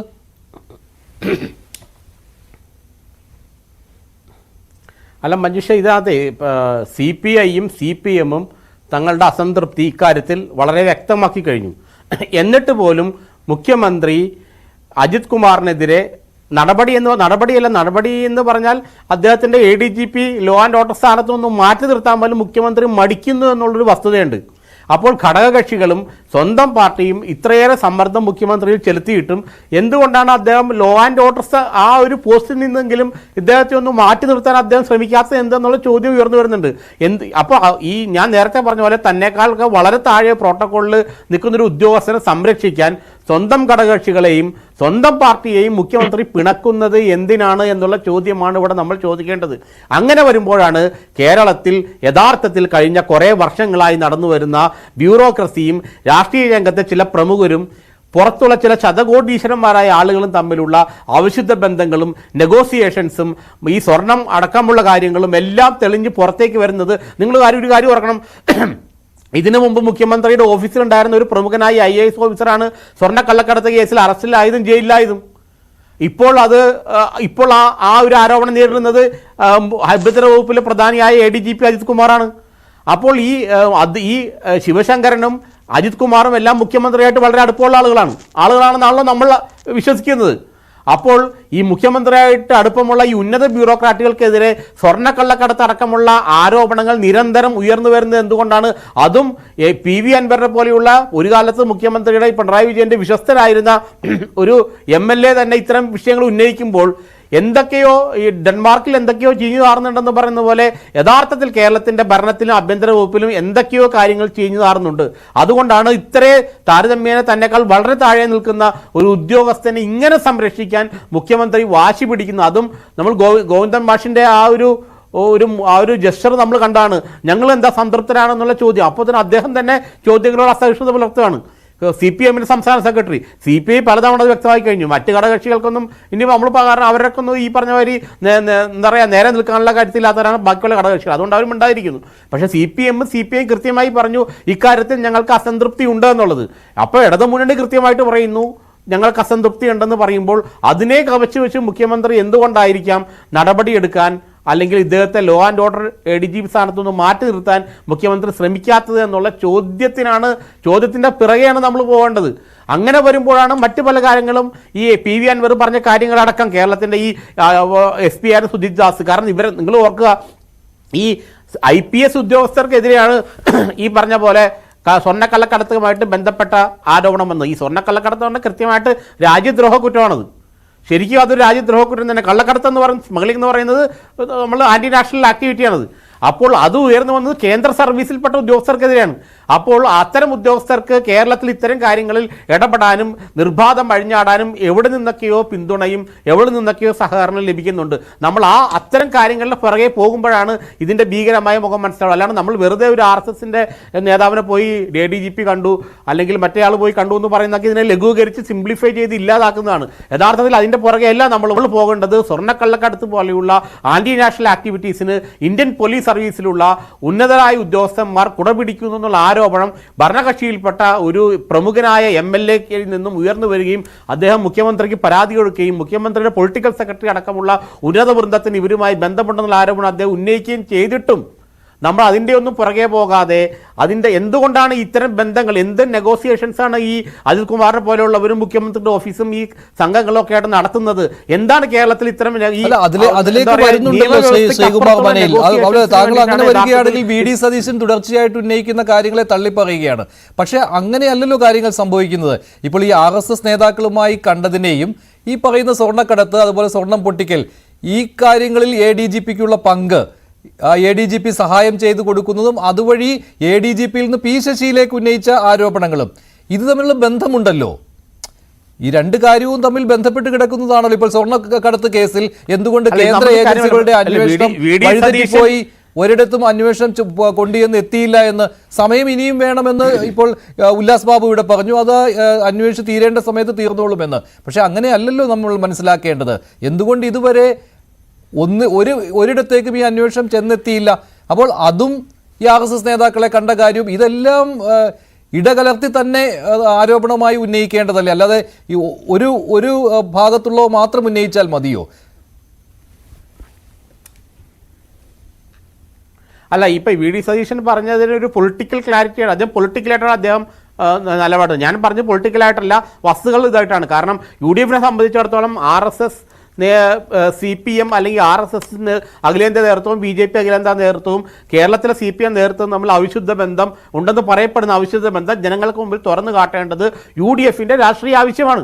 അക്കാര്യത്തിൽ ഒരു തർക്കവും വേണ്ട. കാരണം വെച്ചാൽ അത് അങ്ങനെ തുറന്ന് കാട്ടിയാൽ മാത്രമേ അവർക്ക് രാഷ്ട്രീയമായിട്ട് കേരളത്തിൽ നിലനിൽപ്പുള്ളൂ. അത് അവർ ചെയ്യണം. ചെയ്തില്ലെങ്കിൽ പിന്നെ അവർക്ക് നിലനിൽപ്പില്ല. അപ്പോൾ VD സതീശൻ കൃത്യമായൊരു രാഷ്ട്രീയമാണ് അവിടെ ഉന്നയിച്ചത്.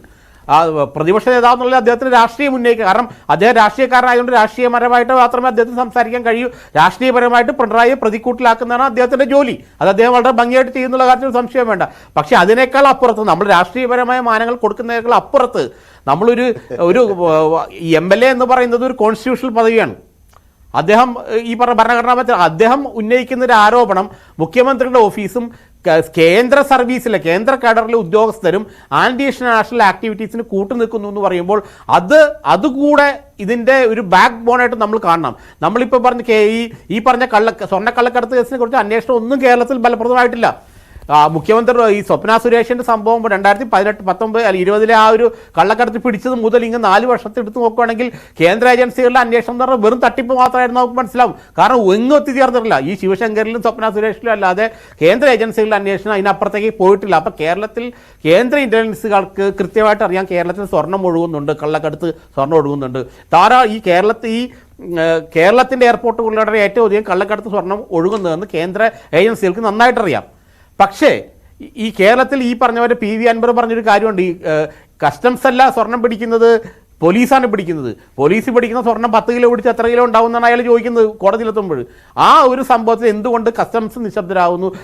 കേന്ദ്ര ഏജൻസികളും കേന്ദ്ര സർക്കാരും വിചാരിച്ചാൽ ഇത് ഒറ്റ ദിവസം കൊണ്ട് നിൽക്കുന്ന ഒരു കാര്യമാണ്. പക്ഷേ അതാരും ശ്രമിക്കുന്നില്ല. അതൊരു വേറൊരു രാഷ്ട്രീയം. ഈ രാഷ്ട്രീയം എല്ലാം തുറന്നു കാണിക്കപ്പെടേണ്ടതാണ്. ഈ രാഷ്ട്രീയം തുറന്നു കാണിക്കപ്പെടുമ്പോഴേ ഈ പറയുന്ന ബ്യൂറോക്രസിയും അൻവർ ആരോപിച്ച പോലെ മുഖ്യമന്ത്രിയുടെ ഓഫീസും ഇത്തരം ഉദ്യോഗസ്ഥരും രാഷ്ട്രീയ ഉദ്യോഗസ്ഥ ബന്ധങ്ങൾ ഇത്തരം കാര്യങ്ങൾ തുറന്നു കാണിക്കപ്പെടുമ്പോൾ മാത്രമേ ഒരു ദല്ലാളിന്റെ റോൾ ഇക്കാര്യത്തിൽ എം.ആർ. അജിത് കുമാർ വഹിക്കുകയായിരുന്നോ ഇല്ലയോ? അക്കാര്യത്തിൽ താങ്കളുടെ ഒരു നിലപാട് എങ്ങനെയാണ്? സർക്കാരിന് വേണ്ടി അല്ലെങ്കിൽ മുഖ്യമന്ത്രിക്ക് വേണ്ടി ഒരു ദല്ലാൽ പണി ഏറ്റെടുത്ത് നടപ്പിലാക്കുവാൻ എം.ആർ. അജിത് കുമാറിന് കഴിയുമായിരുന്നു. അത് അദ്ദേഹം ഭംഗിയായിട്ട് നിർവഹിക്കുകയും ചെയ്തു. അല്ല, അറിയാൻ പാടില്ലാത്ത കാര്യത്തിനൊന്നും ഞാൻ കമന്റ് ചെയ്യാൻ പോയില്ല. ഞാൻ കാരണം എന്ന് വെച്ചാൽ ദല്ലാളുടെ പണിയൊക്കെ എടുത്തോന്ന് ചോദിച്ചാൽ അത് കൃത്യമായ രേഖകളൊന്നും വേണം. നമ്മുടെ മുന്നേ അങ്ങനെ രേഖകളൊന്നുമില്ല. ഞാൻ അത്തരം വിഷയങ്ങൾ ചർച്ച ചെയ്യാറില്ല, കമന്റ് ചെയ്യാൻ പോകില്ല. ആ പാട് ഈ വിഷയത്തിൽ എന്ന് വെച്ചത് ഇദ്ദേഹത്തെ കണ്ടത് പല രാഷ്ട്രീയക്കാരും പറയുന്നത് വെച്ചാൽ ഇപ്പം RSS നേതാവിനെ കണ്ട കാര്യമാണ്. RSS നേതാവിനെ കണ്ട ഡീലിന്റെ ഭാഗമായിട്ട് ഞാൻ മനസ്സിലാക്കിയത് ഇങ്ങനെ ഡീലൊക്കെ അവർ ചെയ്യുകയാണെങ്കിൽ, അങ്ങനെ ആരെയും ചെയ്യുന്നുണ്ടെങ്കിൽ അവർ മിക്കവാറും ദുബായിലോ അബുദാബിയിലൊക്കെ പോയിട്ടായി, അല്ലെ ഇംഗ്ലണ്ടിലോ അമേരിക്കയിലൊക്കെ പോയി ചെയ്യും. കാരണം ആരും ശ്രദ്ധിക്കുക, ഇവരൊന്നും ആരും അറിയുകയില്ല. അല്ല, ഇവിടെ അതിനായിട്ട് ഈ തൃശ്ശൂർ പോലെയുള്ള, തൃശ്ശൂർ എന്ന് വെച്ചാൽ ഇപ്പം വലതുവശ രാഷ്ട്രീയക്കാരുടെ ഇടതുവശക്കാരുടെയും മീഡിയയുടെ എല്ലാം പ്രൈം ഫോക്കസിലുള്ള സ്ഥലമാണ്. അവിടെ അദ്ദേഹം വേഷം മാറി പോകേണ്ട ആവശ്യമൊന്നുമില്ല. അപ്പൊ ആ പറയുന്നത് ശുദ്ധ ബോഷ്കാണ്. അത് സാമാന്യ യുക്തിക്ക് നിരക്കാത്തതാണ്. പക്ഷേ ഇതിവിടെ ഈ സ്വർണ്ണക്കടത്തുമായി ബന്ധപ്പെട്ടുള്ള കാര്യങ്ങളിലെ ഇടനില, ഇപ്പോൾ ഈ വിജിലൻസ് സംഘം പോയി മറ്റേ ഒരു പ്രതിയെ പിടിച്ചുകൊണ്ടു പോകുന്നു, സ്വപ്ന സുരേഷിന് ഇവിടെ നിന്ന് ബംഗളൂരുവിലേക്ക് കടക്കുവാനുള്ള വഴിയൊരുക്കി കൊടുക്കുന്നു. ഇതിലൊക്കെ ADGPക്ക് ആ സമയത്ത് എന്ത് റോളായിരുന്നു ഉണ്ടായിരുന്നത്, എന്ത് അധികാരമാണ് അദ്ദേഹത്തിന് ആ സമയത്ത് ഉണ്ടായിരുന്നത് എന്നുള്ളതൊക്കെ ചോദ്യം വരികയും, അത് മാത്രമല്ല അവിടെ വിജിലൻസ് മേധാവി സ്ഥാനത്ത് നിന്ന് മാറ്റി നിർത്തുകയും പിന്നീട് ലോ ആൻഡ് ഓർഡറിൽ വരികയും ചെയ്തു. അതുകൊണ്ടാണ് ഈ രീതിയിലുള്ള എന്താണ് ഈ സർക്കാരിന് ആവശ്യമായ അല്ലെങ്കിൽ മുഖ്യമന്ത്രിക്ക് ആവശ്യമായ കാര്യങ്ങൾ ചെയ്തു കൊടുക്കുന്ന ഒരു ഇടനിലക്കാരനായിട്ട് നിന്നു. അങ്ങനെ വന്നപ്പോൾ അത് മറ്റു കാര്യങ്ങളിലും അദ്ദേഹത്തിന് ഇടപെടാൻ കഴിഞ്ഞു. അപ്പോൾ ഒരു സൂപ്പർ പവർ എന്ന രീതിയിൽ DGPയേക്കാൾ വലിയൊരു അധികാര പദവിയിലേക്ക് അദ്ദേഹം എത്തുകയാണ്. പദവി അങ്ങനെയല്ലെങ്കിലും ഒരു സൂപ്പർ DGPയായി പ്രവർത്തിക്കുകയായിരുന്നു.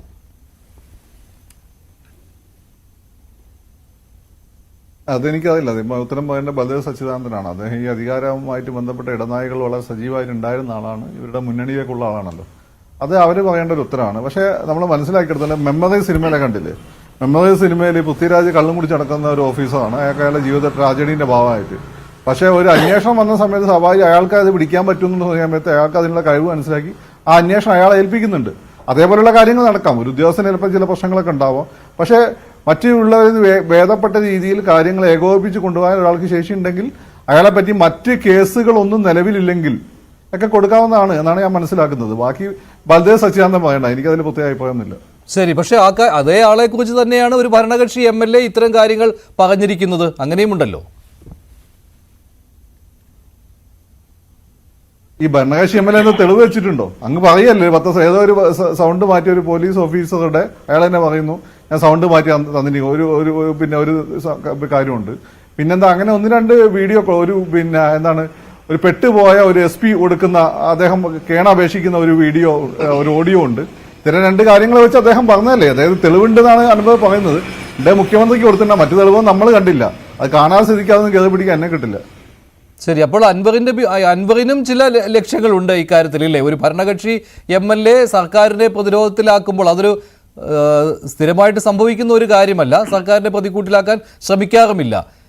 അൻവറിൽ താങ്കൾ സംശയത്തിന്റെ മുനകൾ അങ്ങോട്ട് കൊണ്ടുപോകുന്നുണ്ടോ? അല്ല, അത് മൊത്തം മൊത്ത പ്ലോട്ടിലാണ് എനിക്കൊരു സംശയമുള്ളത്. കാരണം എന്ന് വെച്ചാൽ കഴിഞ്ഞ ലോക്സഭാ ഇലക്ഷന്റെ സമയത്ത് വലിയ തിരിച്ചടിയാണ് LDFന്റെ മേഖലകളിൽ, എസ്പെഷ്യലി ഈഴവ ഹിന്ദു വോട്ട് ബാങ്കിലും അടുത്തിടെ അവരുടെ കൂടെ കൂടിയുന്ന ക്രിസ്ത്യൻ വോട്ട് ബാങ്കിലും അവർക്ക് ഉണ്ടായിട്ടുള്ളത്. അതിന് കാരണമായി പൊതുവെ കരുതപ്പെടുന്നത് വെച്ചാൽ ഈ ഇടതുപക്ഷത്തൊരു മുസ്ലിം ആഭിമുഖ്യം കൂടി വരുന്നു എന്നുള്ള ഒരു പ്രശ്നം ഉണ്ടായിരുന്നു. ഒരു ശക്തമായിട്ടുള്ള ഒരു വിമർശനം ഈ പറയുന്ന ചില കോണുകളിൽ നിന്നും CPMനെ സഹായിച്ചുകൊണ്ടിരിക്കുന്ന ചില കോണുകളിൽ നിന്നുണ്ടായിരുന്നു. അപ്പം സ്വാഭാവികമായിട്ടും അങ്ങനെയല്ല എന്ന് ഏറ്റവും കൂടുതൽ ഈ കള്ളക്കടത്ത് മലപ്പുറം കേന്ദ്രീകരിച്ചാണ് അതിൽ മൊത്തം നടക്കുന്നത്. എനിക്കറിയില്ല സത്യം ഉണ്ടോ ഇല്ലെന്നും, എങ്കിൽ പോലും പൊതുവേ കരുതുന്ന മലപ്പുറം കരിപ്പൂർ എയർപോർട്ട് കേന്ദ്രീകരിച്ചാണ് ഏറ്റവും കൂടുതൽ കള്ളക്കടത്ത് നടത്തുന്നത്. അതിന് ഏറ്റവും കൂടുതൽ ഉള്ളത് ഈ പറയുന്ന പോലെ മുസ്ലിങ്ങളായിട്ടുള്ള ആളുകളാണ്. സ്വാഭാവികമായിട്ടും മുസ്ലിം പാർട്ടിയുമായി ചേർന്ന് നിൽക്കുന്ന മുസ്ലിം പേരുള്ള 3 പേരാണ് ഈ ആരോപണം കൊണ്ടുവരുന്നത്. അപ്പോൾ സ്വാഭാവികമായിട്ട് അത് ഇൻഡയറക്റ്റ്ലി നമ്മളെ കൊണ്ട് ചിന്തിപ്പിക്കുന്നത് എന്താണെന്ന് വെച്ചാൽ ഈ പറയുന്ന പോലെ ഒന്നല്ല, മുമ്പില്ലാത്ത വിധത്തിൽ ഇവരുടെ സാമ്പത്തികമായ നട്ടലുടയ്ക്കുന്ന രീതിയിൽ ശക്തമായ നടപടികളാണ് ഈ പോലീസ് എടുക്കുന്നത് എന്ന് ചിന്തിക്കുകയും അങ്ങനെ ആ ഒരു എന്താ പറയുക വോട്ട് ബാങ്കിനെ ഉറപ്പിച്ചു നിർത്താനുള്ള ഒരു മൊത്തം പ്ലോട്ട് ഇതിന് പിന്നിലുണ്ടോ എന്നൊരു സംശയം എനിക്കുണ്ട്. കാരണം പാർട്ടി തന്നെ അറിഞ്ഞുകൊണ്ടുള്ള പ്ലോട്ട്. കാരണം എന്ന് വെച്ചാൽ അല്ലെങ്കിൽ നമുക്കറിയാം ഈ പാർട്ടിയുടെ രീതി അനുസരിച്ച് ഇപ്പോൾ അൻവർ പാർട്ടിക്ക് പുറത്താണ്. അല്ലെങ്കിൽ അൻവർ അവിടെ മത്സരിച്ച സമയത്ത് ഒരു ഏരിയ കമ്മിറ്റി അൻവറിന് എതിരുമായിരുന്നു. സ്വാഭാവികമായിട്ട് ഈ പാർട്ടിക്കെതിരെ എങ്ങനെ നിലപാടെടുത്താൽ അവിടെ പാർട്ടി പ്രവർത്തകർ തന്നെ മിക്കവാറും എന്തെങ്കിലുമൊക്കെ ശക്തമായി 2 പോസ്റ്ററെങ്കിലും എഴുതി വെക്കും. ഇങ്ങനെ ഒന്നും നമ്മൾ അവിടെ എവിടെ ഒന്നും കാണുന്നില്ല. അപ്പൊ ഇത് സ്വാഭാവികമായിട്ടും ഒരു പൊളിറ്റിക്കൽ പ്ലോട്ടായിട്ടാണ് എനിക്ക് തോന്നിയിട്ടുള്ളത്. ശരി, ശ്രീ ഫക്രുദ്ദീൻ. ശ്രീ ഉല്ലാസ് ബാബു, താങ്കൾ നേരത്തെ പറഞ്ഞു നിർത്തിയ ഒരു കാര്യമായിരുന്നു, അന്നേരം ഞാൻ ബൽദേവിലേക്ക് പോവുകയുണ്ടായി. പക്ഷേ ശ്രീകുമാർ മനയിൽ ഈ വിഷയം എടുത്തിടുകയും ചെയ്തു. ഈ കേന്ദ്ര ഏജൻസികളുടെ കേരളത്തിലെ അന്വേഷണം അതിപ്പോഴും സംശയദൃഷ്ടിയിലാണ്. അതും പിന്നെ ഈ ആരോപണങ്ങളെല്ലാം കൂടി കൂട്ടി വായിക്കുമ്പോഴാണ് ഈ വിഷയം കൊണ്ടുവന്നിടുന്നത്. ഈ പറയുന്ന തൃശ്ശൂരിലെ കൂടിക്കാഴ്ചയും കോവളത്തെ ഈ സന്ദർശനവും ഒക്കെ.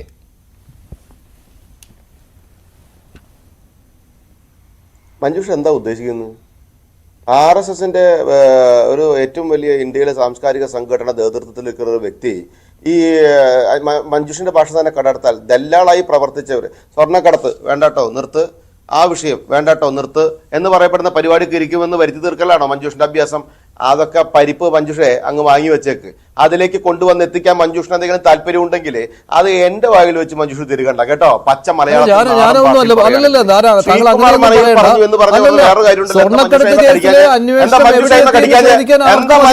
ഞാൻ പറയും മഞ്ജുഷെ,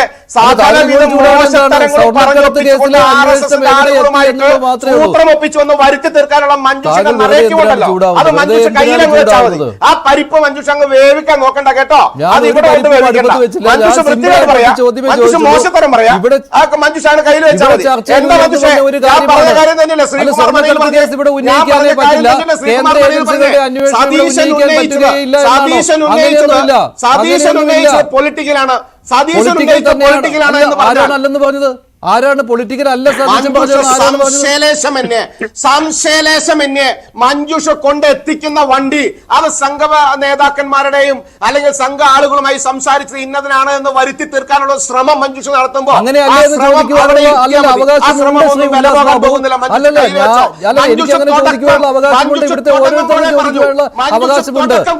അനാവശ്യമായിട്ടാണ് ഈ ബഹളം വെച്ച് തുടങ്ങിയത്.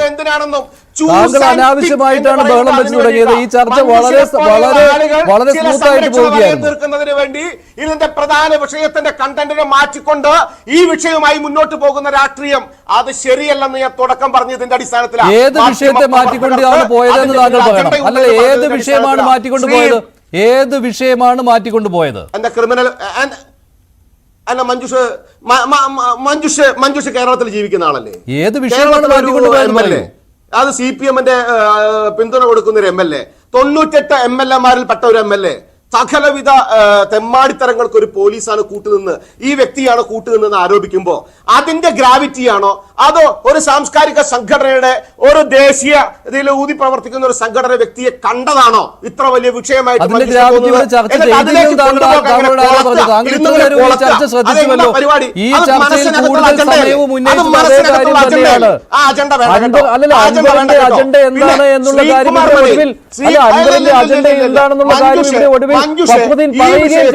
ഈ വിഷയത്തിൽ ഒരേ വിഷയത്തിൽ കൊണ്ടുവന്ന് എത്തിച്ചു താങ്കൾ മനഃപൂർവ്വം പറയുന്നതാണ്.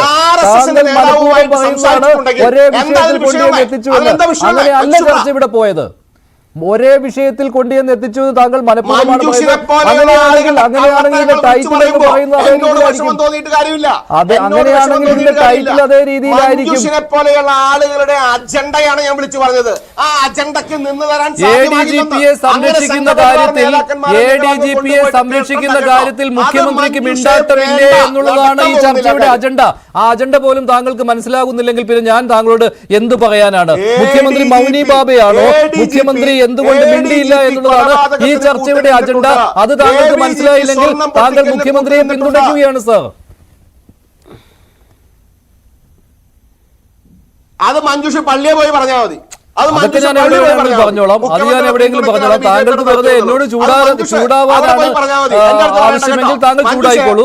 പക്ഷേ ഈ ചർച്ചയുടെ അജണ്ട ഞാൻ കൃത്യമായിട്ട് പറഞ്ഞു. എന്ന് പറയപ്പെടുന്നവൻ സകലവിധ വൃത്തികേടുകൾക്ക് കൂട്ടുനിന്നുവെന്ന് ഒരു MLA വിളിച്ചു പറയുന്ന സമയത്ത് അത് ചർച്ച ചെയ്യാതെ ഒരു വ്യക്തിയെ കണ്ടു എന്ന് പറഞ്ഞ് ചർച്ച ചെയ്തുകൊണ്ട് ഇതിനെ മാറ്റി നിശ്ചയിക്കാൻ പോകുന്ന അജണ്ടയുടെ വക്താവായിട്ട് മാറുമ്പോൾ പഠിച്ചുകൊണ്ട് വന്നിരിക്കുന്ന കുറെ കാര്യങ്ങൾ പറയുക മാത്രമാണ് ചെയ്യുന്നത്. ഈ ചർച്ച എന്താണെന്ന് പോലും കേൾക്കാതെ, ഈ ചർച്ച എന്താണെന്ന് പോലും കേൾക്കാതെ, ഈ ചർച്ചയിൽ ഉന്നയിച്ച ചോദ്യങ്ങൾ കേൾക്കാതെ താങ്കൾ വെറുതെ പഠിച്ചുകൊണ്ട് വന്ന കുറെ കാര്യങ്ങൾ വിളമ്പുന്നു എന്ന് മാത്രമേ എനിക്ക് തോന്നുള്ളൂ. അഭ്യാസങ്ങൾക്ക് കടിക്കാൻ നിൽക്കുന്ന ആളല്ല ഞാൻ. താങ്കൾ ഈ ചർച്ചയിൽ എന്തെല്ലാം എന്ന് പറയപ്പെടുന്ന വ്യക്തികളുടെ രാഷ്ട്രീയ അജണ്ട നടപ്പിലാക്കാൻ നോക്കുമ്പോൾ അതിനെ എതിർത്തു എന്നുള്ളതാണ് ഞാനിപ്പോ ചെയ്ത പ്രവൃത്തി. പിന്നെ വലിയ എന്റെ ഉല്ലാസ് ബാബു, ഈ ചർച്ചയിൽ എന്തൊക്കെ കാര്യങ്ങൾ വന്നു എന്ന് താങ്കൾ ആദ്യം ഒന്ന് റീവൈൻഡ് ചെയ്തെങ്കിലും നോക്കുക. ഒന്ന് വീട്ടിൽ പോയിട്ട് ഈ യൂട്യൂബിൽ ഇതിന്റെ ചർച്ചയുടെ മുഴുവൻ കാര്യങ്ങളും കാണാം. അത് താങ്കൾ നോക്കുക. ADGPയെ സംരക്ഷിക്കുന്നതിനെ കുറിച്ച് ഞാനൊന്ന് പറയട്ടെ. ADGPയെ സംരക്ഷിക്കുന്നതിനെ കുറിച്ച് മുഖ്യമന്ത്രിക്ക് മിണ്ടാട്ടമില്ല എന്നുള്ള ചോദ്യമാണ് എഴുതി ചാലിക്കുന്നുണ്ട്. എത്ര നാൾ മൗനം തുടരാൻ മുഖ്യമന്ത്രിക്കാവും എന്നുള്ള ചോദ്യമാണ് പ്രൈം ഡിബേറ്റ് ഉന്നയിക്കുന്നത്. പാർട്ടിയെ പ്രതിരോധത്തിലാക്കിയോ മുഖ്യമന്ത്രിയുടെ ഈ മൗനം എന്നാണ് ചോദിക്കുന്നത്.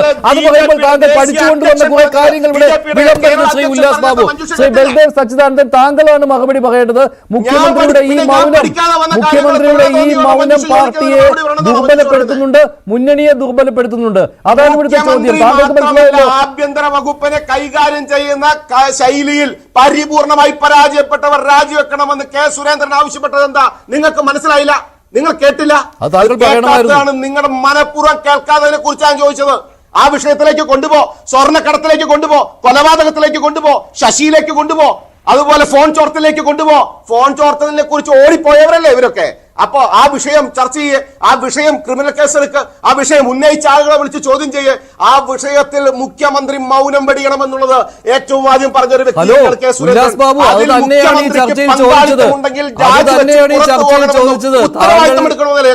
താങ്കൾ ഈ ചർച്ച ശ്രദ്ധിക്കാത്തതുകൊണ്ടാണ് താങ്കൾ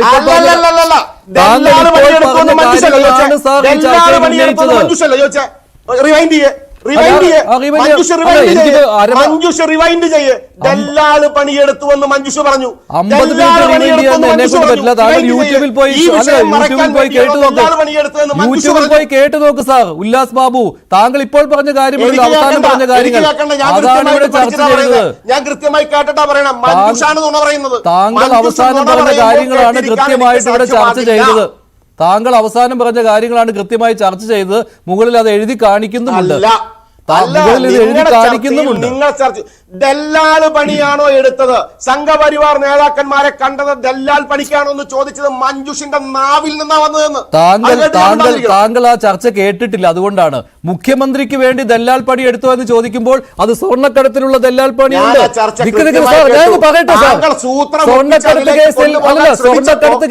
സ്വർണ്ണക്കടത്ത് കേസിൽ സ്വപ്ന സുരേഷിനെ കേരളത്തിൽ നിന്ന് ബംഗളൂരുവിലേക്ക് കൊണ്ടുപോകാൻ സഹായിച്ചത് MR അജിത് കുമാർ ആണെന്ന് ചോദിച്ചത് ആരാണ്? ഞാനാണ് ചോദിച്ചത്. ഞങ്ങളുടെ ചാനലാണ് അതിനുള്ള തെളിവുകൾ.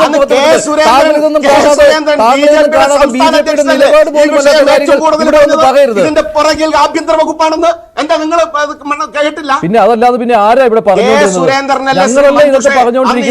ഏറ്റവും കൂടുതൽ സമൂഹത്തിന് മുമ്പിൽ വിളിച്ചു പറഞ്ഞത് മുഖ്യമന്ത്രിക്ക് കവചമൊരുക്കരുത്. BJP അല്ലേ മുഖ്യമന്ത്രിക്ക് കവചമൊരുക്കുന്ന രീതിയിലാണ് താങ്കൾ സംസാരിക്കുന്നത്. ഇവിടുത്തെ ചർച്ചയിലെ അജണ്ട എന്താണെന്ന് മഞ്ജുഷ പറയേണ്ട കേട്ടോ.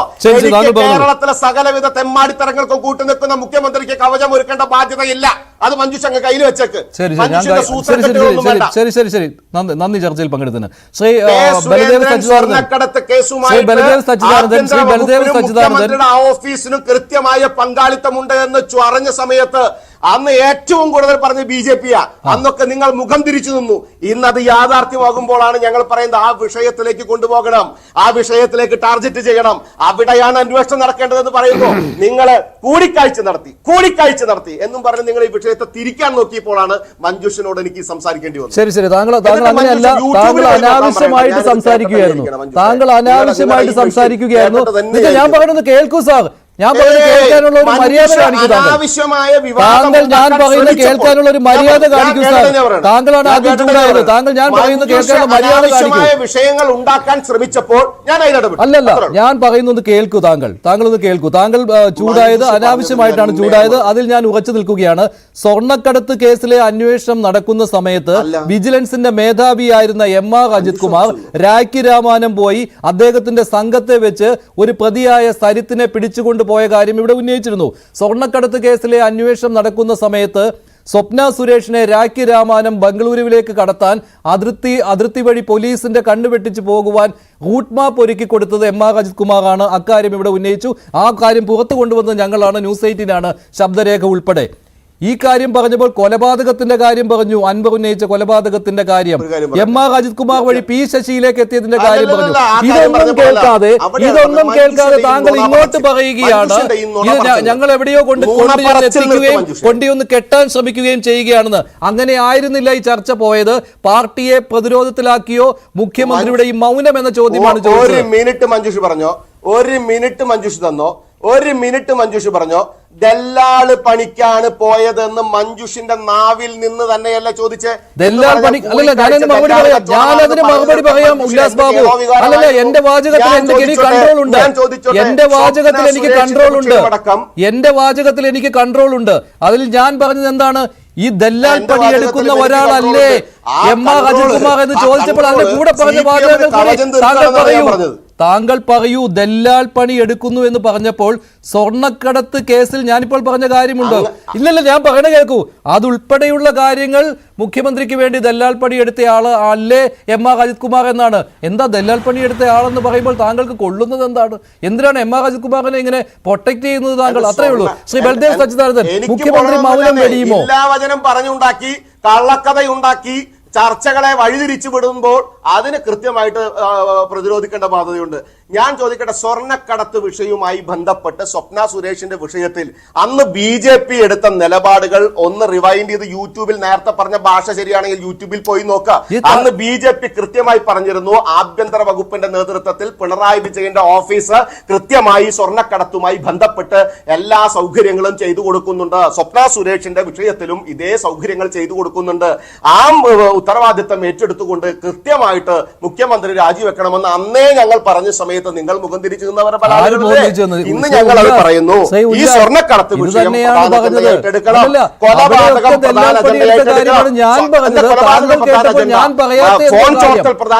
ഞാൻ പറയാത്ത എന്തോ കാര്യം താങ്കളുടെ ചെവിയിലേക്ക് വന്നു. അത് വെച്ചുകൊണ്ട് താങ്കൾ എന്നോട് ചൂടായി. എന്നിട്ട് ഇവിടുത്തെ ചർച്ച വേറെയാണെന്ന് താങ്കൾ വരുത്തി തീർത്തു. ഈ ചർച്ചയുടെ ടൈറ്റിൽ പോലും താങ്കൾ കണ്ടിട്ടില്ല. കൂടിക്കാഴ്ചയെ കുറിച്ച് കൊണ്ടുപോയി എത്തിക്കാൻ ശ്രമിക്കുന്നത് എനിക്ക് മനസ്സിലാകും. കാരണം ഞാനും നിങ്ങളും കഴിക്കുന്ന 42 രൂപ 30 പൈസയുടെ അല്ലല്ല, താങ്കളുടെ അത്ര ആലങ്കാരികമായ ഭാഷയൊന്നും ഇവിടെ വേണ്ട. ശ്രീ ബൽദേവ് സച്ചിദാനന്ദൻ, മുഖ്യമന്ത്രി മൗനം വെടിയുമോ ഇല്ലയോ? ഘടകകക്ഷിയുടെ ഒരു പ്രധാനപ്പെട്ട നേതാവാണല്ലോ. മുഖ്യമന്ത്രി മൗനം വെടിയുമെന്നുള്ള പ്രതീക്ഷ അഡ്വക്കേറ്റ് ബൽദേവ് ഈ ചർച്ചയിൽ എല്ലാവർക്കും സംസാരിക്കണം. സൗകര്യം ചെയ്തു കൊടുക്കുന്നു. രംഗത്ത് പ്രധാനമായിട്ട് നിങ്ങൾ എല്ലാവരും മനസ്സിലാക്കേണ്ട ഒരു കാര്യമുണ്ട്. അല്ലല്ല, താങ്കൾ സൂത്രം ഒപ്പിക്കുന്നത് കണ്ടതുകൊണ്ടല്ലേ എന്നോട് എത്ര ദേഷ്യം? ആ ദേഷ്യം കയ്യിൽ വെച്ചു. ADGP ചെന്ന് കണ്ടു എന്ന് പറയുന്ന കേരളത്തിലെ നേതാവ് ഈശ്വരൻ, ശ്രീ ഉല്ലാസിനൊക്കെ അറിയാം, ഒരു പ്രാദേശിക നേതാവാണ്. അതുപോലെ BJPയെ സംബന്ധിച്ച് ഇന്ന് ഇന്ത്യയിൽ ഒരുപാട് നേതാക്കന്മാരുണ്ട്, ദേശീയ തലത്തിൽ പ്രധാനമന്ത്രി ഉൾപ്പെടെ. ബഹുമാനപ്പെട്ട മുഖ്യമന്ത്രിക്ക് ഇതിൽ പലരും ഗഡ്കരി ഉൾപ്പെടെയുള്ള നിങ്ങൾ തന്നെ പറയുന്ന ഭാഷയിൽ അങ്ങേയറ്റം അടുപ്പമുള്ള ഒരുപാട് നേതാക്കന്മാരുണ്ട്. അദ്ദേഹത്തിന് എന്തെങ്കിലും കാര്യങ്ങൾ സംസാരിച്ച് നേടണമെന്നുണ്ടെങ്കിൽ ഒരു പ്രാദേശിക നേതാവിന് ഒരു പോലീസ് ഓഫീസറെ വിട്ട് സംസാരിപ്പിക്കേണ്ട യാതൊരു കാര്യമില്ല. ഇത് ഒന്നാമത്തെ കാര്യം. 2, ഇന്ന് PV അൻവർ ഒരു പ്രസ് കോൺഫറൻസ് നടത്തി. ശ്രീ ഫക്രുദ്ദീൻ പറഞ്ഞതുപോലെ ആകെ എന്താ PV അൻവർ ഇതുവരെ പുറത്തുവിട്ടൊരു തെളിവ്? ഒരു ഫോൺ സംഭാഷണം മാത്രം. എന്റെ കയ്യിൽ തെളിവുണ്ട് എന്ന് പറയുന്നല്ല, എന്തായാലും തെളിവുണ്ടോ? ഇന്ന് ഈ PV അൻവർ എന്താ ചെയ്തേ? 3 ടെലിഫോൺ ടാപ്പ് ചെയ്യുന്ന 3 ഉദ്യോഗസ്ഥരുടെ പേര് പുറത്തുവിട്ട് ഇന്ന് 1.5 മണിക്കൂർ അദ്ദേഹത്തിന് ഞാൻ കണ്ടുകൊണ്ടിരിക്കുക. ഞാൻ വിചാരിച്ചു എന്തൊക്കെ തെളിവ് വരുന്നുണ്ട്. അവരുടെ ജോലിയാണത്. സൈബർ സെൽ പറയുന്നതനുസരിച്ച് ചില ടെലിഫോൺ മെസ്സേജുകൾ ചോർത്തുന്ന ആ 3 പോലീസുകാരുടെ പേര് മാത്രം പുറത്തുവിട്ടു. അപ്പോൾ തെളിവുകളുണ്ട് എന്ന് പറയുന്നതല്ലാതെ യാതൊരു തെളിവുകളും പുറത്തുവിട്ടിട്ടില്ല. ഒരു ഫോൺ സംഭാഷണം മാത്രം. പിന്നെ ഞാൻ പറയണമെന്ന് മറ്റൊരു ചാനൽ ഞാൻ ഇൻഡയറക്റ്റ് ആയിട്ട് പറഞ്ഞൊരു കാര്യം ബഹുമാനപ്പെട്ട ഫക്രുദ്ദീൻ പറഞ്ഞു. അദ്ദേഹം തീർത്തങ്ങ് പറഞ്ഞു, എന്താ ഇതിന്റെ പിന്നിൽ ഒരു വർഗീയത ആരോപിക്കുന്നുണ്ട്.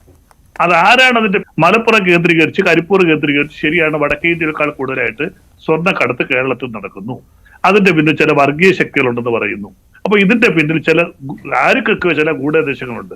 പണ്ട് PN അൻവറിന്റെ ഭാഷയിൽ തന്നെ പറഞ്ഞാൽ ബോംബെയിൽ അധോലോക സംഘങ്ങൾ ഏറ്റുമുട്ടാറുള്ളത് പോലെ കേരളത്തിന്റെ വടക്കൻ ജില്ലകളിലും ആ സംഘർഷങ്ങൾ നടക്കുന്നു. അതിന്റെ ഒരു ഭാഗമായിട്ടാണോ ചില ആൾക്കാർ ഈ ആരോപണമായി വന്നത് എന്ന് ഇവിടെ സംശയിക്കുന്നുണ്ട്. ഇന്റലിജൻസ് ആ ഭാഗം തിരക്കുന്നുണ്ട്. ഇപ്പോൾ വന്നിരിക്കുന്ന ഈ ആരോപണങ്ങളുടെ പിന്നിൽ അധോലോക സംഘങ്ങൾ തമ്മിലുള്ള കൂടിക്കിടപ്പുണ്ടോ, അവർ തമ്മിലുള്ള സംഘർഷമുണ്ടോ എന്നുകൂടി അന്വേഷിക്കുന്നുണ്ട്. അപ്പോൾ ഈ പറയുന്ന കാര്യങ്ങളൊന്നും തന്നെ തീർച്ചയായിട്ടും മുഖ്യമന്ത്രിയുടെ ഓഫീസിലേക്ക് നേരത്തെ നിങ്ങൾ പറഞ്ഞ ചെല്ലുന്ന കാര്യങ്ങളല്ല ഇത്. മുഖ്യമന്ത്രിക്ക് ആരെങ്കിലുമായിട്ട് ബന്ധപ്പെടണമെന്നുണ്ടെങ്കിൽ ഉന്നത നേതാക്കന്മാര് BJPയുടെ ദേശീയ നേതാക്കന്മാരുമായിട്ട് ബന്ധമുണ്ടെന്ന് ഇവിടുത്തെ പ്രതിപക്ഷ പാർട്ടിയും ചാനലുകളും ആരോപിക്കുന്നുണ്ട്. അദ്ദേഹത്തിന് മുഖ്യമന്ത്രി എന്നുള്ള നിലയിൽ ബന്ധവുമുണ്ട്. അപ്പൊ തീർച്ചയായിട്ടും ആ രാഷ്ട്രീയ ബന്ധങ്ങൾ ഉപയോഗിക്കാമല്ലോ. അല്ലാതെ ADGP വിട്ട് RSSന്റെ ഒരു പ്രാദേശിക നേതാവിനോടോ മറ്റൊരു നേതാവിനോടോ സംസാരിക്കേണ്ട ആവശ്യമൊന്നും ബഹുമാനപ്പെട്ട മുഖ്യമന്ത്രിക്ക് ഇല്ല. അദ്ദേഹം മൗനം വെടിയും ഇന്നലെ CPMന്റെ സംസ്ഥാന സെക്രട്ടേറിയറ്റിൽ ആ കാര്യങ്ങൾ തീരുമാനിച്ചിട്ടുണ്ട്. ശരി, നന്ദി ശ്രീ ബൽദേവ് സച്ചിദാനന്ദൻ, ശ്രീകുമാർ മനയിൽ, ശ്രീ ഫഖറുദ്ദീൻ അലി, ശ്രീ ഉല്ലാസ് ബാബു പോയിന്റ് ഡിബേറ്റിൽ പങ്കെടുത്തു. ഇന്നത്തെ ചോദ്യം ഇതായിരുന്നു: PV അൻവറിന്റെ പരാതി മുഖ്യമന്ത്രി മൗനം തുടരുന്നത് ശരിയോ? ശരിയാണെന്ന് 20% പ്രേക്ഷകർ മാത്രം, അല്ല എന്ന് 76%.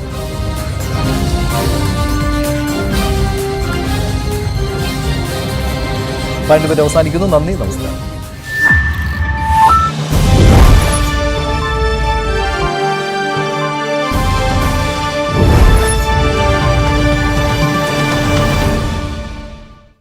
വാർത്തയിൽ പറയുന്നുണ്ട്.